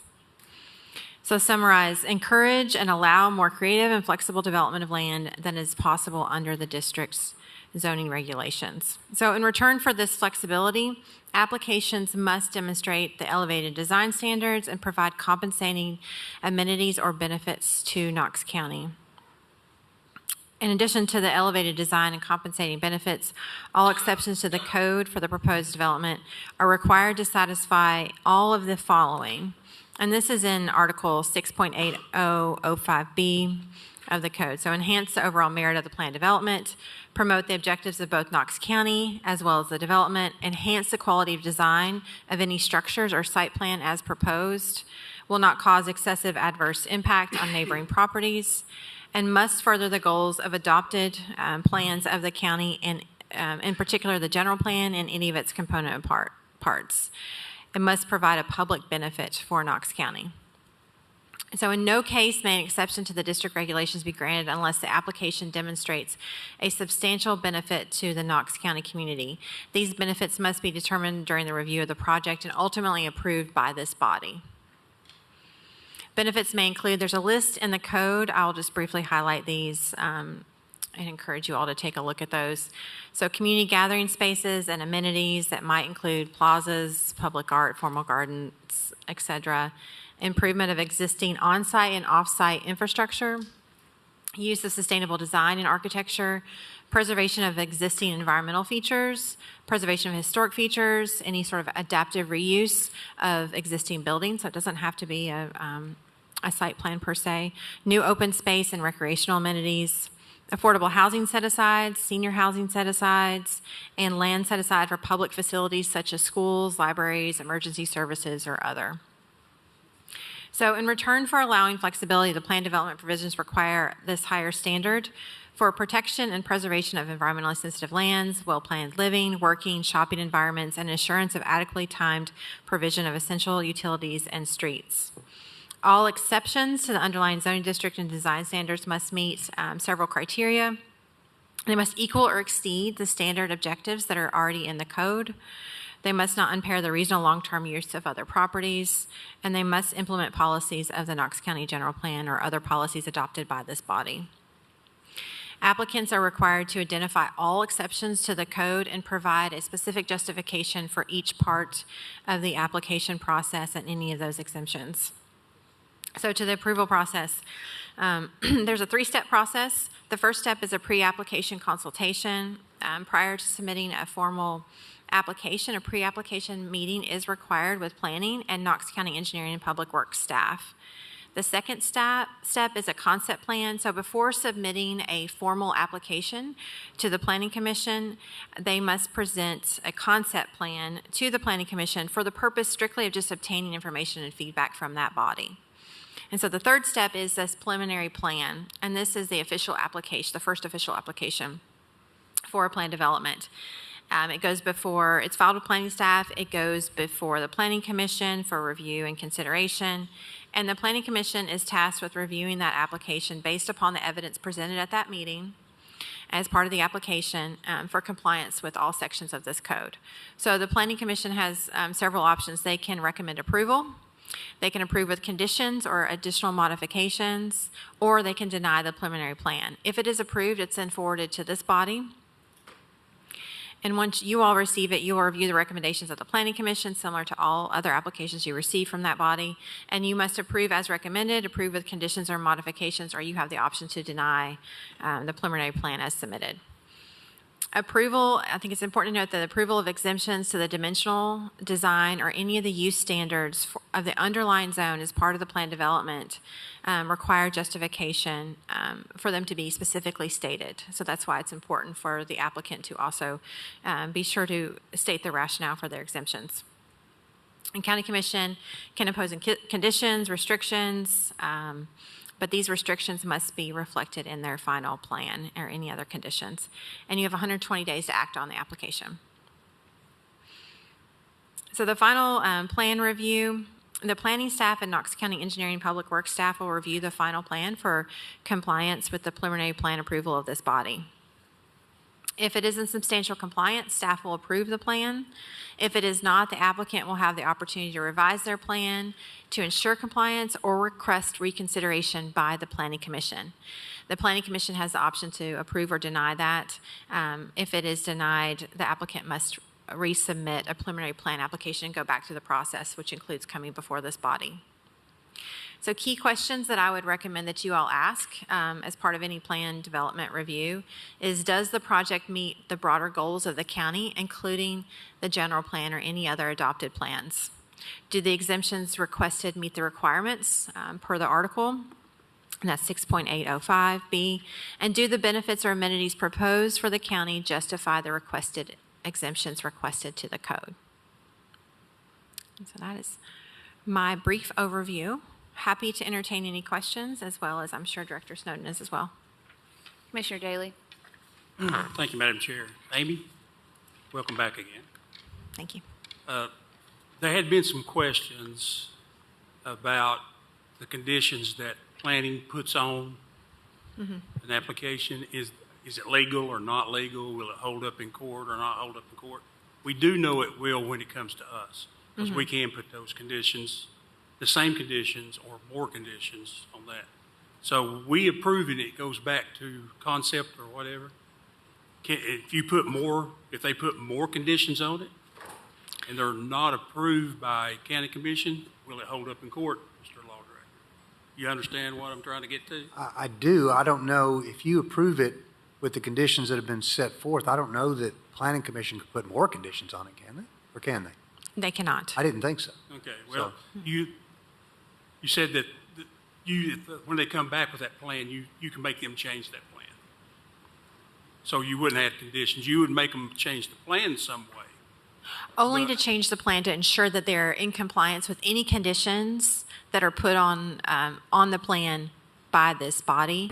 And that the point of that final plan is to make sure that what they submitted and what was approved during the preliminary plan stage is what is actually on their final plan. So it's just an additional check before they get any kind of permits to move forward. So when we get a plan development in front of us, we better have our ducks in a row that we know what we're doing. Thank you. You're welcome. Any more discussion or questions? Commissioner Schoonmaker? Thank you, Madam Chair. Ms. Brooks, welcome back. And we're specifically talking about just plan development, not the number 66 on our agenda. We're just talking about... Just plan development, yes. Okay. So would it behoove a development company to have each one of their ducks in a row prior to them coming for approval from County Commission because they will only appear to us one time. That is correct. They only come before this body once. Okay, so if someone, well, we're going to, I guess we're going to discuss this later on the agenda, number 66. Are we going to go through each one? Commissioner Schoonmaker, you pulled them from consent, so if that's Okay.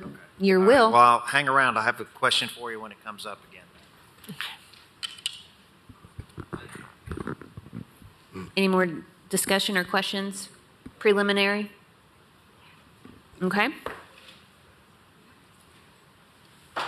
Madam Clerk? I think we're gonna, I don't know. Do we need to read it, or shall we just hear Should we from just do the our numbers? And she doesn't have to read district them? commissioners? Commissioner Beeler? You drew the short stick. My number one? Yeah. Oh, wow, it is. Okay. This is going to have the appearance of being identical to an item we had before us last month. However, in my opinion, it isn't.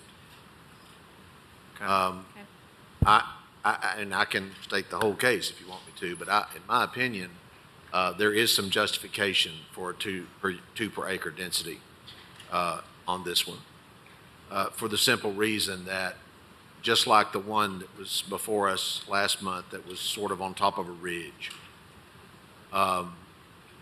this one's on top of a different ridge. Am I speaking?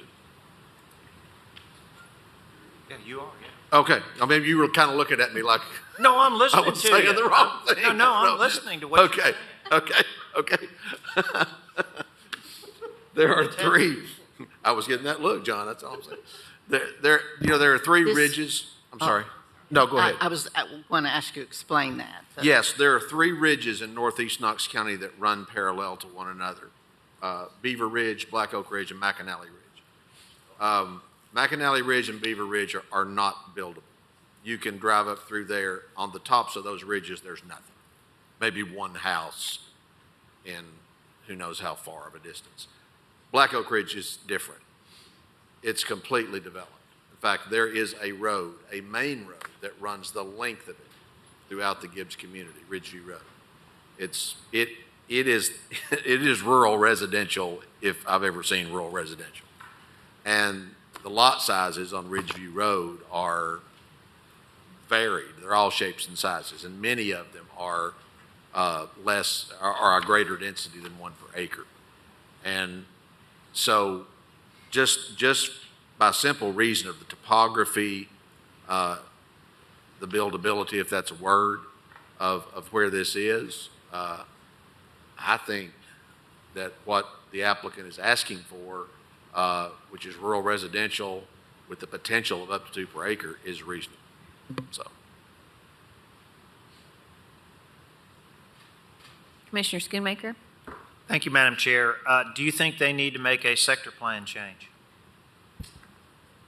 I think, and I don't know if Ms. Brooks is still here, but if I believe that in order to get PR at 2 per acre, they have to have a sector plan change. Am I correct? Commissioner Frazier, isn't that correct? Yeah, in order to get to 2 per acre, they would have to have one. And the reason I believe it would be justified is the same reason the Planning Commission said it would, because it's consistent with the surrounding development. This should be rural residential. I grew up on Ridgeview Road. I mean, I lived there for, 18 years, so. Commissioner Frazier?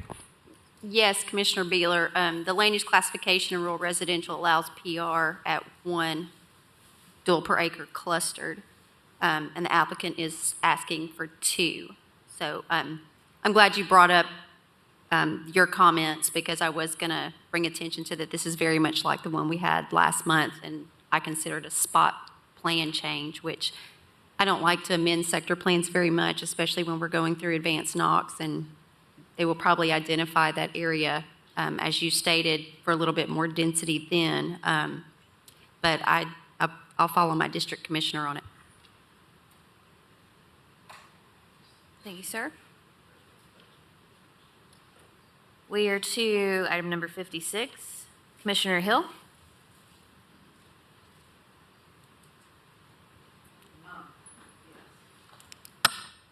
I have no comment about this. I've not been contacted directly by the owner. I believe, though, and I don't have my note in front of me, that it's a very, very small parcel, like 1.5 acres or something to that effect. So I'm not inclined to have any objection. Thank you. Item number 57, Commissioner Oster.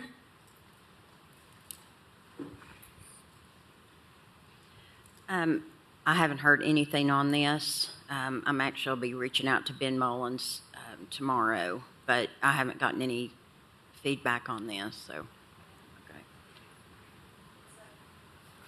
Okay. Commissioner Schoonmaker.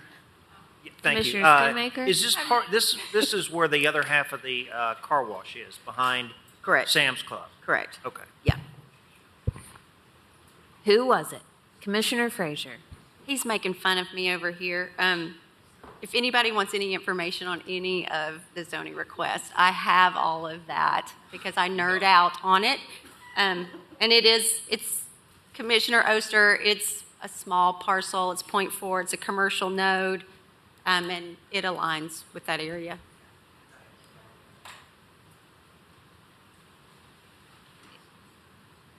All right, item number 58, Commissioner Ward. Okay. And this property, I think, is adjacent to Hunter Valley Farm, and of course, we know about the flooding issues that they've had there, where Hunter Valley lost, their whole meeting space was 12 inches under or something, which is very sad. But yeah. Commissioner Frazier. Commissioner Ward, would you, okay.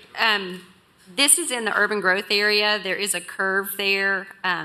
There's also some considerations of a no-fill line. They've suggested limited rezoning because of significant flooding events in the area.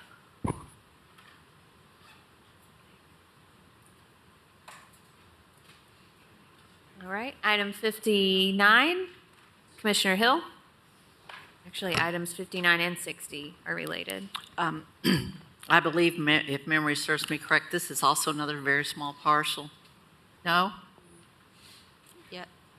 It is. However, it's important that we bring to the attention of the applicant that this is in the town of Farragut urban growth boundary, and the applicant will need to be aware if they choose to subdivide in the right-of-way that it should be dedicated for future improvements of Campbell Station. And if the applicant wants to access additional access, it'll need to be approved by the Farragut Planning Commission. So we'll have to make sure that they're aware of that. Thank you for that. I was not aware that was in the town limits. I'm here all night. It is a small parcel, though, isn't that correct? It's 0.97 acres, yes. Yeah, that's what I was thinking. Thank you. Commissioner Ward. Can we have Commissioner Frazier just go through all of them for us, please? Just give us a presentation in general. I think that would be the most adequate use of time. 1, 2, 3. I don't know the next 5 are Commissioner Oster's. I'd kind of like to hear what she has to say. Just have at it. Are we on 61? Yes. I do have an issue on this one. We actually had I had a community meeting, had about 45 neighbors there. This is along Jenkins Road. All Jenkins Road is single-family homes or neighborhoods of single-family homes. The builder has talked about possibly doing duplexes, I'm sorry. And the neighbors are actually happy if he wanted to, even do more single-family homes. They just don't want the duplexes there because it really does change the landscape. I do want to get this on the record, and I will say this next week. I am a personal property rights person. I get that. But, I felt like my people on Jenkins were being extremely reasonable to him on this because it does change the landscape, and it also changes the value of their home. So, and Jenkins Road has no... I know that the width is okay, but it has no side. It's just complete drop off. So, we have to think about that. So I'm not on up to the 5 dwellings, I'm not. And Commissioner Frazier, if you want to jump in on that. Yeah, one thing that was interesting on this one is there's actually a residential charter of Jenkins Road, which I've never seen before, but it actually caps density at 4. And to Commissioner Oster's point, low density in this area, it's a low population density. There's single-family residential on all sides. Sadly, in a rezoning, we can't dictate to them what they can build, but you can reflect that in your motion for density. You're still on?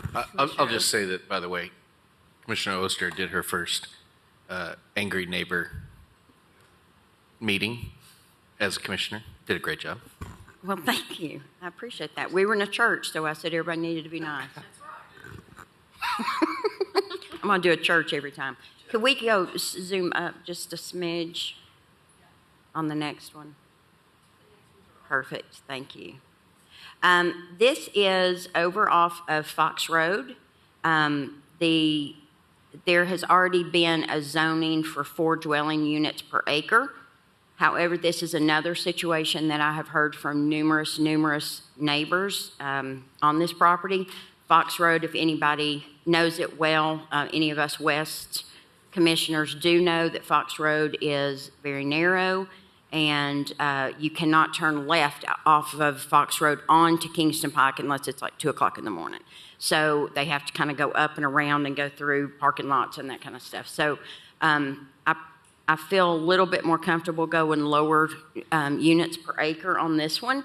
And so that's kind of another situation that I've got in that one. And Commissioner Frazier can speak to that too. I should just let her just speak. No, I concur. Okay. Just give her all of them. 63. 63. Mm-hmm. Thank you. Yes.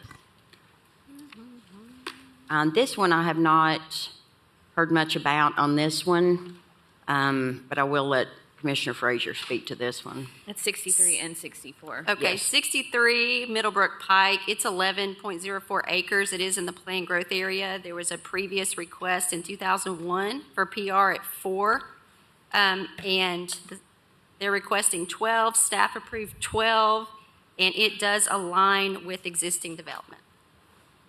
64 is also middle, that's the rezoning, ag to PR 12, again, it aligns. Getting into 65, this kind of ties into the appeal that Mr. Moyer surprised me with the news that a no motion is an approval, because that's not what that body wanted at all. This does not align. It failed to receive a motion to approve a certificate of appropriateness at TTCDA because the body felt that it did not align with existing development. So I disagree with staff and Planning Commission on this one. Sorry, guys. And I would respectfully support what came out of TTCDA. Mr. Law Director, since we have, since I spoke to you about this, the appeal last week, the reasoning for it to be approved is because they took no action at Sure. all. And Okay. if they did not want this, the action should have been to deny. Is that correct? Section 1434 requires the authority within 60 days of the application to either approve with conditions, or deny with reasons stated in writing. Section B says, failure by the authority to act on an application within the time herein shall constitute approval of the certificate. So that's the problem. If they just moved to deny it and given their reasons, because they can't just arbitrarily say no, they have to give reasons. But because they didn't do those things, under the rule, it's considered approved. Yeah, there was no one there to advise us of that, and the chair did not advise anyone, and they felt like it wasn't appropriate to be brought before the body, so. I don't know who's supposed to be the legal counsel for TDCDA. It's been a while since I've been here, so maybe the body can request the law director to start covering their meetings, or maybe Ms. Blankney can, but I was unaware that they were meeting without legal counsel. Commissioner Beeler? Thank you, Madam Chair. Regardless of what they did or didn't do, this rezoning is still before this body. Yes. To approve it. Yeah, it's just the appeal, but Right. the rezoning is still here. Okay. Thank you. Commissioner Oster? Are we still on me? No. Oh, I'm sorry. Thought I was Commissioner done. Hill? So, Mr. Law Director, do I hear you saying that the governing body for this decision still can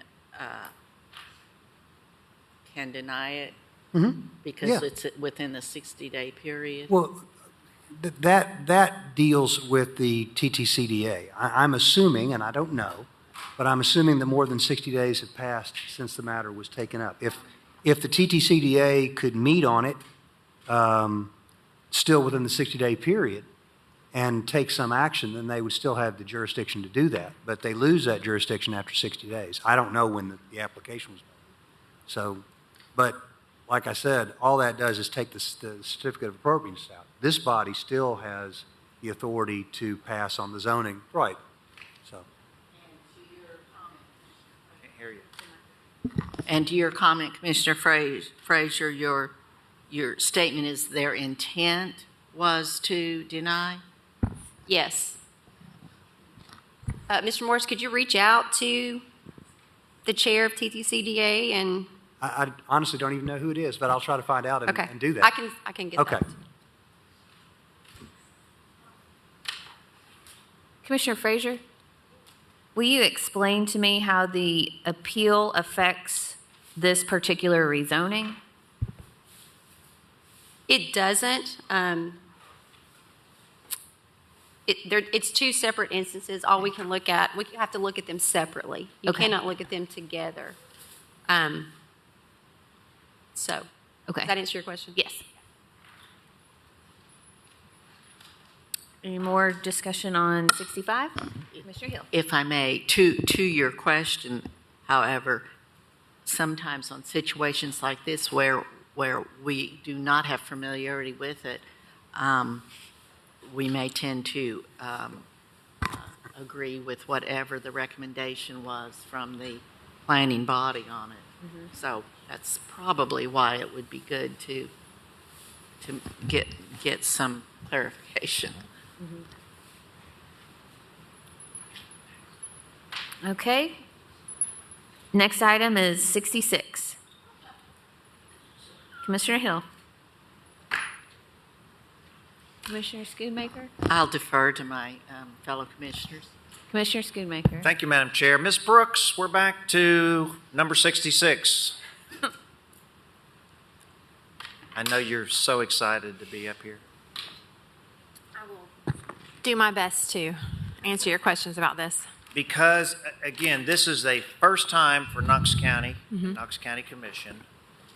Would it be prudent that the developer have 100% of his appropriate paperwork supplied prior to our meeting next Monday night? You all need to be completely comfortable with what is presented before you and that it gives you enough information to make a decision.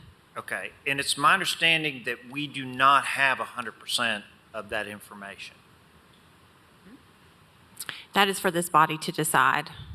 So you have a completed traffic study for this, and it's already been signed off, and we can now see that? I might defer to Director Snowden on the status of the traffic study. I think that's been under debate recently. Because my question is, again, we want to have everything in our hands before we take this historic vote. Yes, Commissioner Schoonmaker. We had a completed traffic study, and then the developer chose to make some changes to dwelling units and commercial square footage, which obviously those things, based on the numbers, have an effect on the trip generation. So he had to re-engage his traffic engineer after we had reviewed and approved and agreed to his original traffic study to engage that engineer to do an update. We have not seen that complete update. Okay, so we're not 100%. At this point, no. Okay. So is this something that would be relevant to recommend to the developer that maybe they should consider a postponement for 30 days? Yes, again, if this body is not comfortable with what's presented before them, then yes, that is within your purview to request a postponement. But from your standpoint, that's not something you would recommend. You'd say, come to commission, not 100%. No, if an applicant had a application that we felt like was not complete, yes, that would be a recommendation that we would make to them to consider postponement. Okay, so do you consider an application complete without the traffic study? No, I think in this instance, a traffic study is important. It's important for it to be complete. Okay, so but from your standpoint, you're not going to recommend to the developer that maybe he should defer for 30 days to make it for never mind, I won't say it. Commissioner Frazier. Thank you, Madam Chair. Just quickly to the body. So through Planning Commission, there were 11 conditions added to the proposal. I have addressed all of those conditions to the applicant and requested responses in the form of an amended or added conditions. I'd like to just read those to you all so that you're aware of what I have asked. 1, a completed revised traffic impact analysis inclusive of revised uses with an accompanying summary memo from Knox County Engineering concurring with all assumptions and recommendations. 2, detailed cost-sharing agreement itemizing funding responsibilities of road improvements with preliminary construction cost estimate and phases of installation. 3, revised public benefits section to include detailed features of proposed amenities, use and/or partnership agreements, including maintenance, phases of implementation, and funding responsibilities to please address cemetery and amphitheater. 4, proposed HOA covenants and restrictions detailing proposed fees associated with recreational maintenance and how these will be enforced. 5, a sidewalk pedestrian design plan and uses. 6, signage design standards desired. 7, revised timeline to include road and recreational details. 8, a reduction in paved areas on the south side design. 9, increased common areas and vegetative buffers on the north side design. And 10, consideration of relocating recreational park areas out of floodway. All of those come out of discussion from Planning Commission that I did not see in the proposal. That also gives this body your responsibility as far as fiscal impact, and it would also give this body a final plat timeline, which we don't currently have. I did get some preliminary responses from the applicant. I haven't had a follow-up conversation with the applicant. I feel like they are inadequate at this time. So that's my take on it. Commissioner Schoonmaker. Just to follow up with Amy, so because of this type development, if we don't have it in concrete, in writing, it's just hearsay. Correct. You want to have as much detail as possible and the commitments clearly laid out because you will only see this once. Right. That's why we got to be spot on. Director Snowden. Yeah. Commissioner Schoonmaker, on that traffic study, I'd like to add a little more clarity there. I have spoke to both the developer and the engineer performing the study. One of the reasons for the delay was TDOT was requiring them to collect traffic counts when school's back in session. Obviously, that had required some time. The engineers informed me that he will provide, hopefully to my department by the end of the week, a summary of his findings, but he don't think he'll have the complete study. So that's just as an update, that is where we stand at present with the traffic study. But should we, from here on out, when the applicants are doing traffic studies, that we express to them that they have to be done during school times, like TDOT, so that they won't waste their time doing something during Christmas break or? Yeah, I think these folks, they kind of caught really both. They started the process in the summer, so they had that constraint, and then now they've got the constraint. So the timing was bad there, but that was one of the reasons why the study really probably couldn't be completed in as a timely fashion as what we would have liked or they would have liked.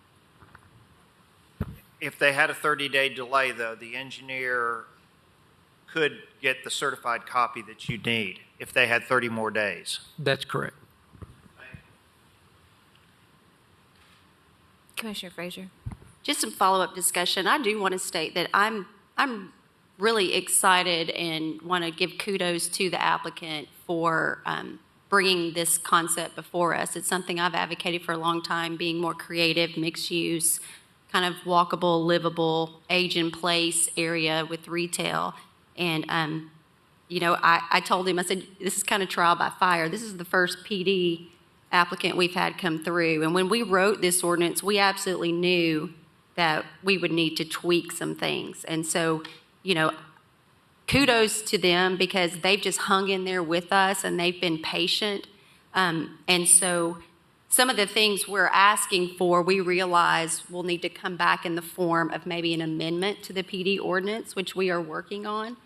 And so, again, I just really want to applaud them for bringing this forward. I also want to remind the body that at any time the applicant can say, well, I'm not going to do this. Now I'm going to do PR, and I'm going to get 3 or 4 per unit, and I'm going to develop it in that manner.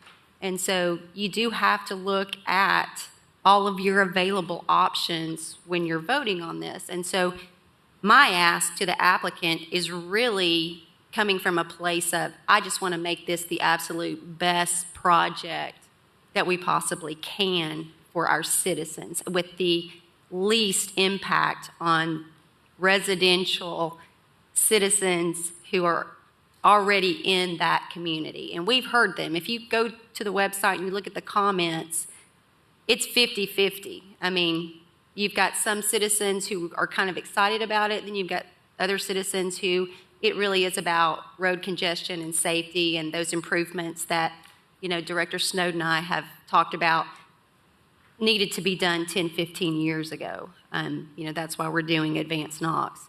And so consider all of that. So to your point, Commissioner Schoonmaker, some of the questions you're asking Director Brooks, it's up to the responsibility of this body to define those asks and those expectations.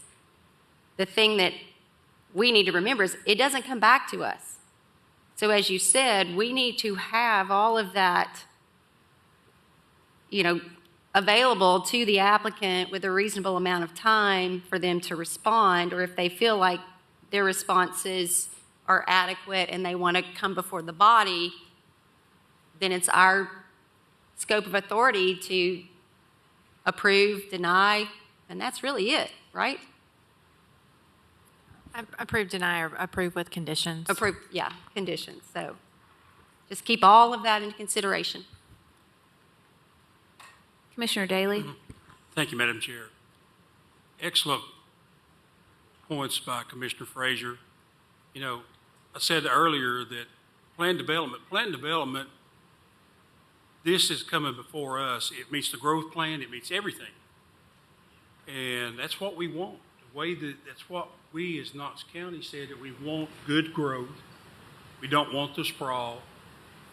4 per acre of a regular subdivision may not look as good as sidewalks with the amenities and everything there, so we got to weigh that in there.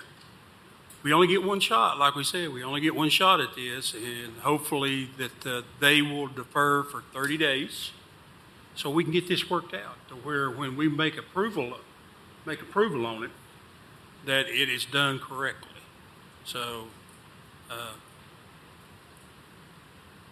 the emails that I've got is mostly about traffic.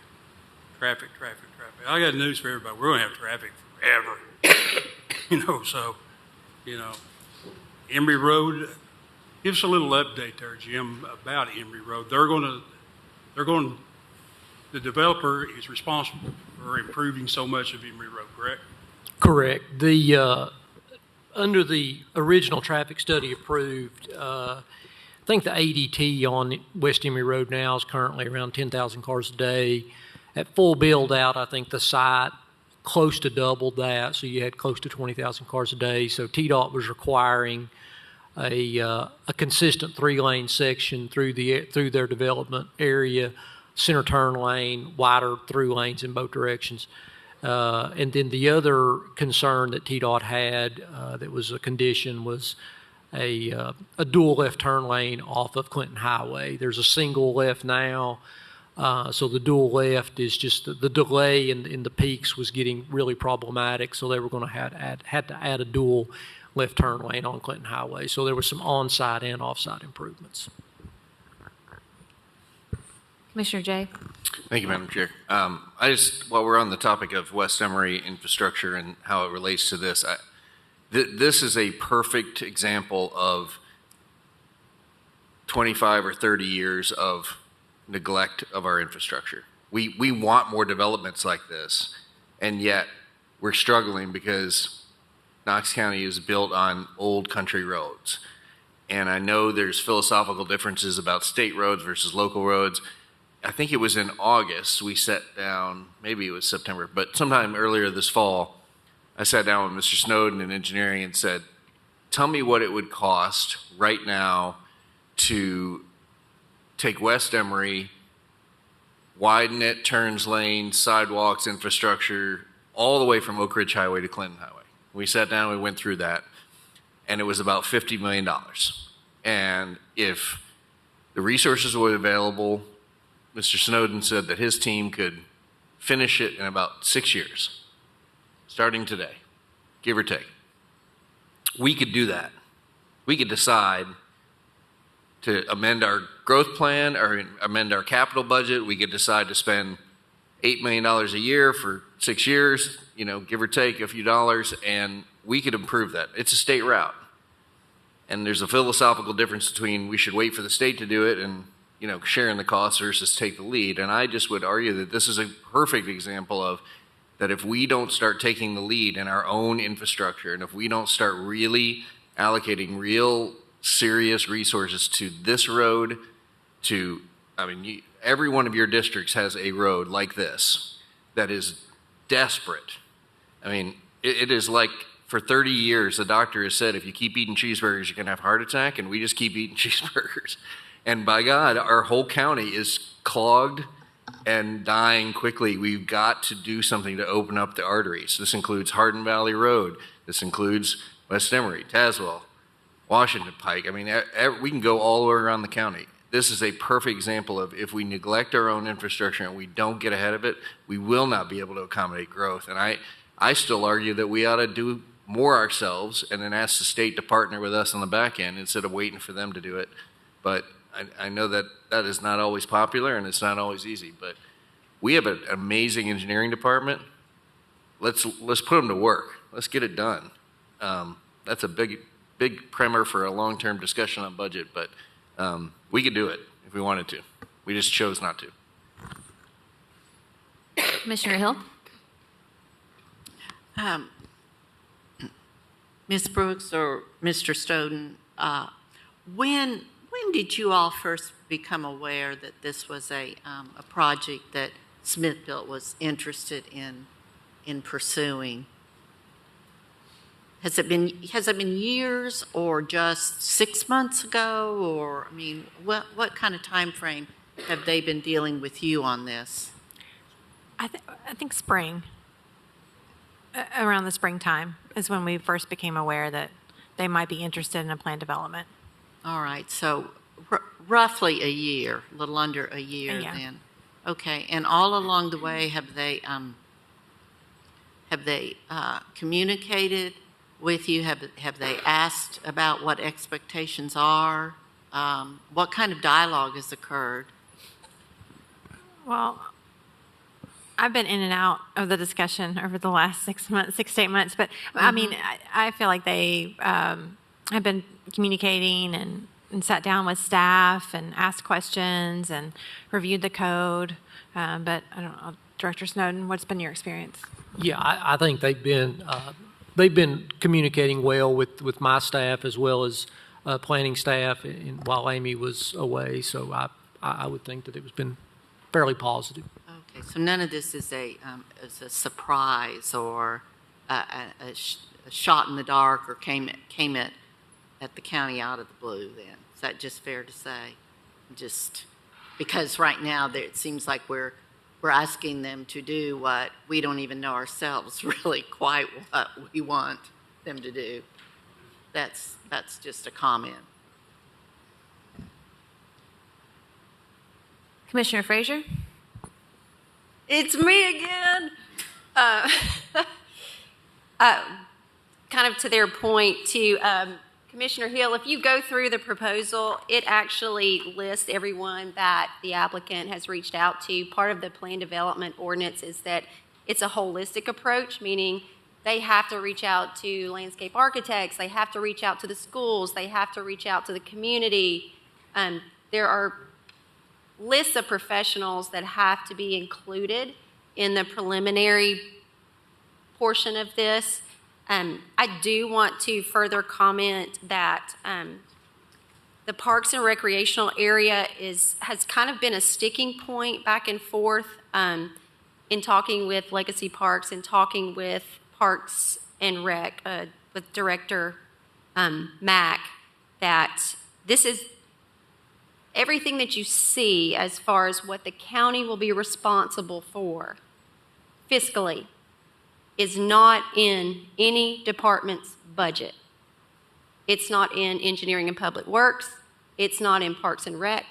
It is not on the Master Parks and Rec plan that it'll be released very soon.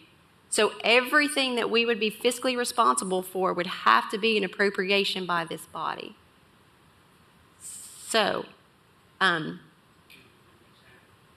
well, the park area, the maintenance of the park area, it has not been identified that the citizens in this community have identified this need. There are 2 parks within less than 2 miles from the area. And so you have to look at the public benefits section and the requirement of the applicant to justify and to put a weight on that public benefit to the community and to the county. And right now, you have to be able to justify the fiscal and physical responsibility from the private sector to the public sector. So you've got to weigh out if this recreational area provides enough public benefit, and then if you can pay for it and include it in your budget going forward. There was an offer of a $5 per lot, per home, per month. That's something the law department and I are looking at because, as you all know, with covenants and restrictions in an HOA, the body can then come back and they can vote to change that. And so then you get into, well, does the county actually need an agreement so that we continue to collect that money for the continued maintenance of the area? So there's just a lot of unknowns. And I've said this to the applicant and everyone. I truly am not trying to be difficult. I'm just really trying to be responsible because I don't know what we are going to be held accountable for as far as funding when it comes to this project. So let me respond. Oh. Mm-hmm. May I respond? Yes, ma'am. Thank you. And Commissioner Frazier, you are right in everything you say, and I do appreciate the fact that one thing you have a new perspective you're bringing to this body is that this situation would not be like many others, though, where we have asked for things that weren't already there, and then, the burden is upon our people to make that happen. And just as a side note, every one of us are guilty of that. We go in and, we recognize a need that is not on a capital plan, and we want it, including me. So I do appreciate you highlighting that very much. Commissioner Oster. Let me definitely tell Commissioner Frazier, I mean, she is sharp, and I agree with everything that she says. I agree with Commissioner Schoonmaker, too, that we do have to get this right. I have heard from people, even I'm sure all of us have, even though it's not our district, and I know that area well. I grew up in Carnes. I grew up off Emory Road, and it's crazy. And I've got people happy about this and people not happy about it. What I have tried to tell them, like Commissioner Frazier said, is that I would like to see this commission, and I would like to be a commissioner, to be able to say 10 years down the road, I was a part of that commission that didn't just put up more Knox boxes. Now, if you're a realtor out there, you understand a Knox box. And I really think everybody in that area is going to benefit because of the restaurants and the shops and the livability and the walkability and this kind of stuff. However, I do think that we've got to have all of our ducks in the row. So let me ask, because this would be my first time doing this, I want to ask this question. If the applicant, let me jump real quick. I'm sorry, I jumped ahead of myself.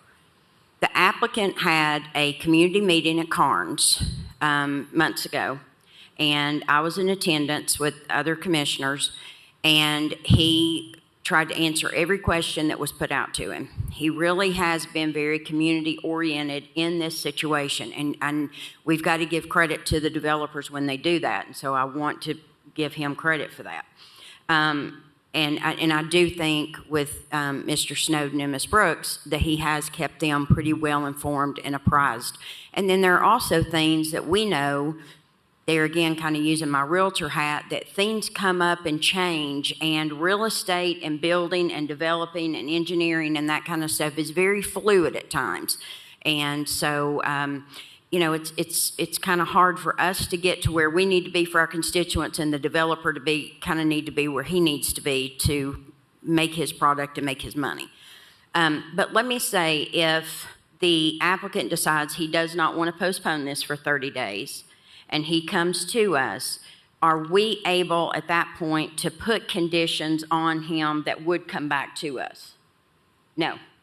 So this is just a one shot. It all has to be done. Can you make a motion to do the conditions of some of the conditions that Commissioner Frazier has? Are we able to do that as a motion?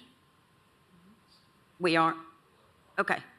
I mean, because I'm just thinking if he's not willing to do the postponement, but we want to put the conditions on there because we feel like that's safer, then that might be an option too. And I'm just having the conversation. Yeah, so we can do the postponement for him. And we could do the postponement. I do know that part. So I just wanted to know about that. But I just kind of wanted to put my opinion out there. I think Belltown is a concept that Knox County needs. I think we're going to have more developments like that, and we need them. So I'm really excited about it, but I understand traffic and I understand concerns, but I don't want 1,200 more houses of Knox boxes. It looks like everybody else. So, Commissioner Daly. Thank you very much. Commissioner Frazier, this park that we're talking about, has Knox County accepted a park already? Is in the plans we do not have to accept a park. There's no cost if we don't accept it. No, we have not, and the process is And that we shouldn't.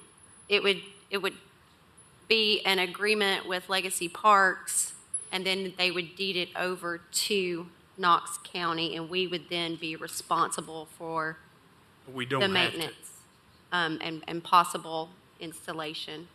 But we don't have to accept it. That will be left up to And, the well- HOA to take care of at that point in time. And it is concerning because on all of the promotional material as well as the proposal, it's stated repeatedly that the most prominent feature of the community will be the expansive public park. And so I struggle with that. because I don't have a commitment. And I can't make that commitment because I don't know financially what I'm going to be responsible for when I've got our Parks and Rec director saying it's not on our master parks plan. It hasn't been identified by the community. Looks like Dwight wants to say something. Wander on down.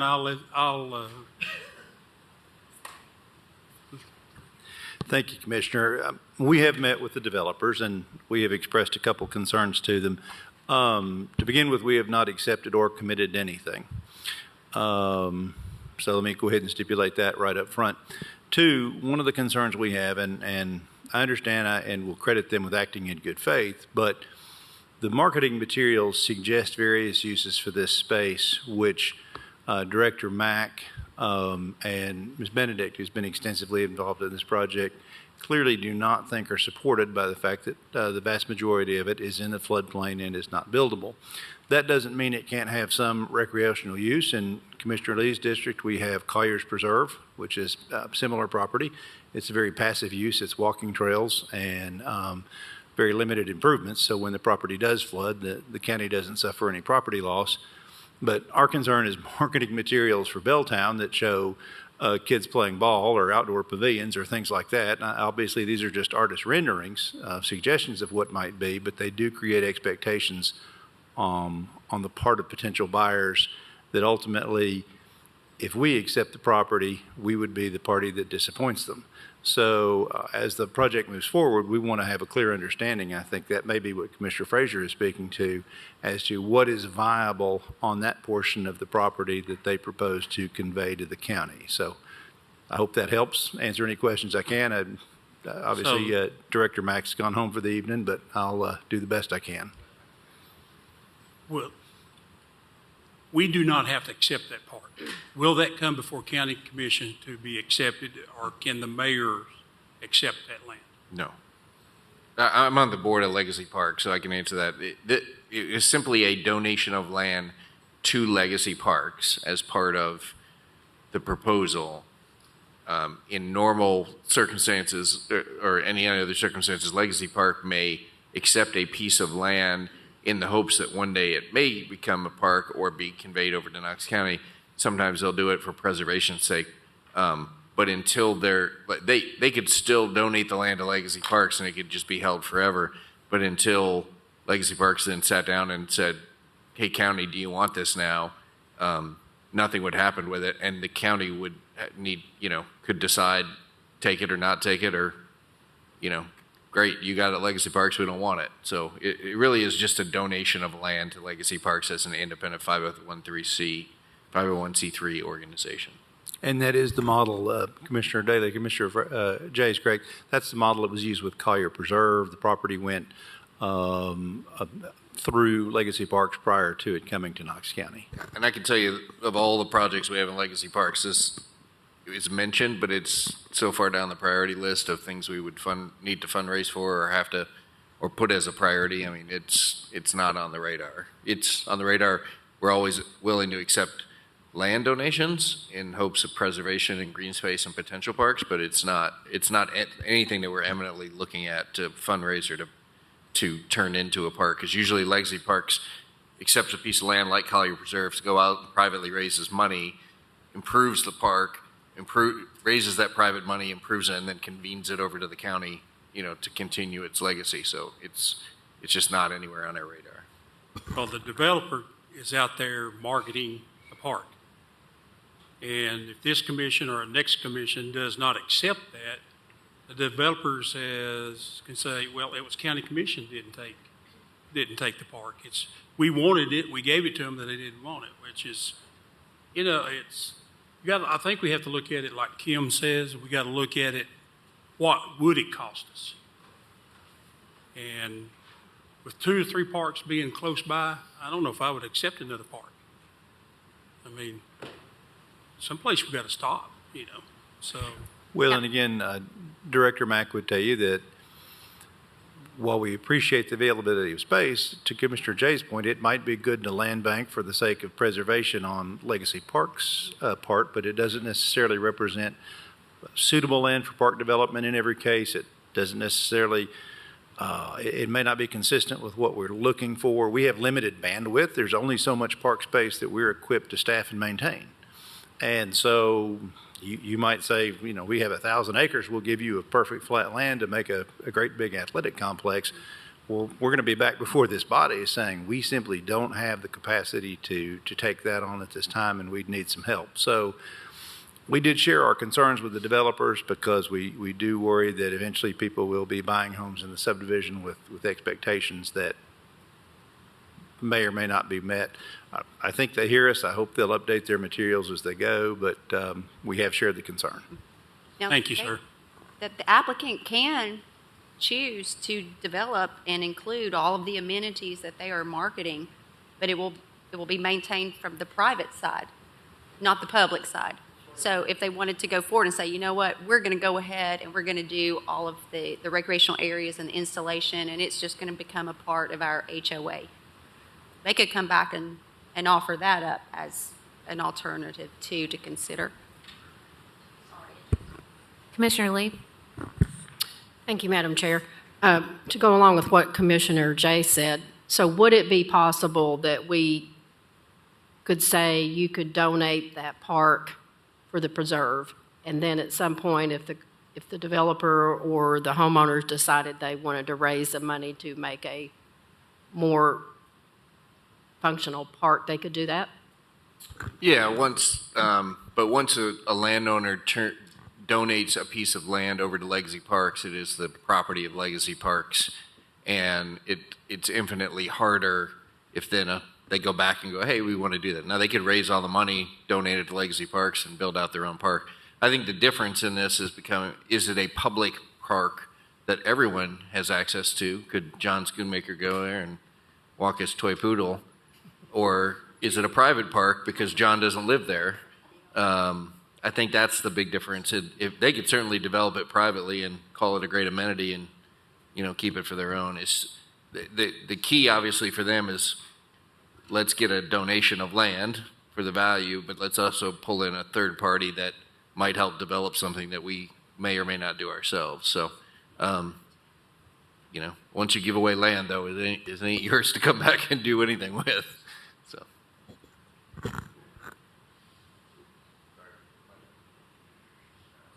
Any more discussion?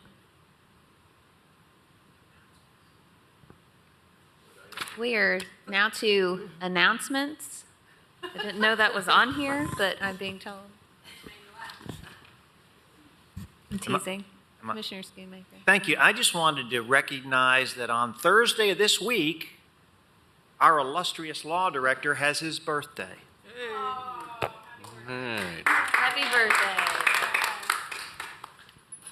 I don't know the order. Forgive me. I'm just going down the road. Commissioner Beeler. I'd like to go last if I may. Okay. Commissioner Daly. Go to the next one. Collect my thoughts here. Third time's the charm. Commissioner Jay. Thank you, Madam Chair. Just remind everybody, thank you all if you have not signed your welcome packet, please see Drusilla before you leave. Our junior commissioners will be here on Monday. It is happening, and they have their orientation session next door between 3:30 and 5. Since I do not represent any district that will have a beer permit application, I'll be over there. But we will get an opportunity before the commission meeting to have everybody come over and meet with your junior commissioner, and then we'll welcome them to their first session on Monday. And you all will dutifully guide them and mentor them from there. So that's all starting next week, and thank you for your support. Commissioner Daly. All righty. Madam Chair, we need to convene the personnel committee that we adopted, 3 months ago? It is scheduled for February 9th. February 9th? Mm-hmm. That's a Thursday? That is a Thursday. Need to get an email out on that one, please. At 1. Has the notice been put out yet? Okay. Yeah. Thursday, February 9th. Okay. The Personnel Committee. At 1 o'clock. Everybody keep April the 15th open. I am the site captain for Imes River Rescue, and I want to have a Knox County Commission team. Usually I'll have black stock. I'll have black stock right underneath the interstate. And you're talking about that's where a lot of the homeless are. You'll be surprised what you find. But April the 21st, no, I'm sorry, the 15th, right? Saturday the 15th, let's have a commission's Imes River Rescue team. Thank you. Do you need a dumpster? Awesome. Carson, do you need a dumpster? No, they provide it. Thank you, though. Okay. Appreciate that, but I'll ask them if you're willing. I need bodies. Commissioner Oster? We didn't do this last month, so I would like to. I would like to recognize Madam Chair had her birthday in December, and Commissioner Frazier celebrated a big birthday at the end of December. So I'd like to say thank you. Happy birthday to those women. Commissioner Frazier? We have a legislative breakfast Thursday. That's correct. correct.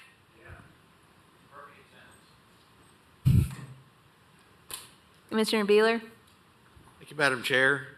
Just wanted to let everybody know, my brother, who's as big a weather geek as me, said it is the worst fog he's ever seen. So please be careful when you're going to your Tonight? destination. Right now. Yeah. Oh, God. Is there any more business to come before this work session of county? Motion? Move to adjourn. We're adjourned.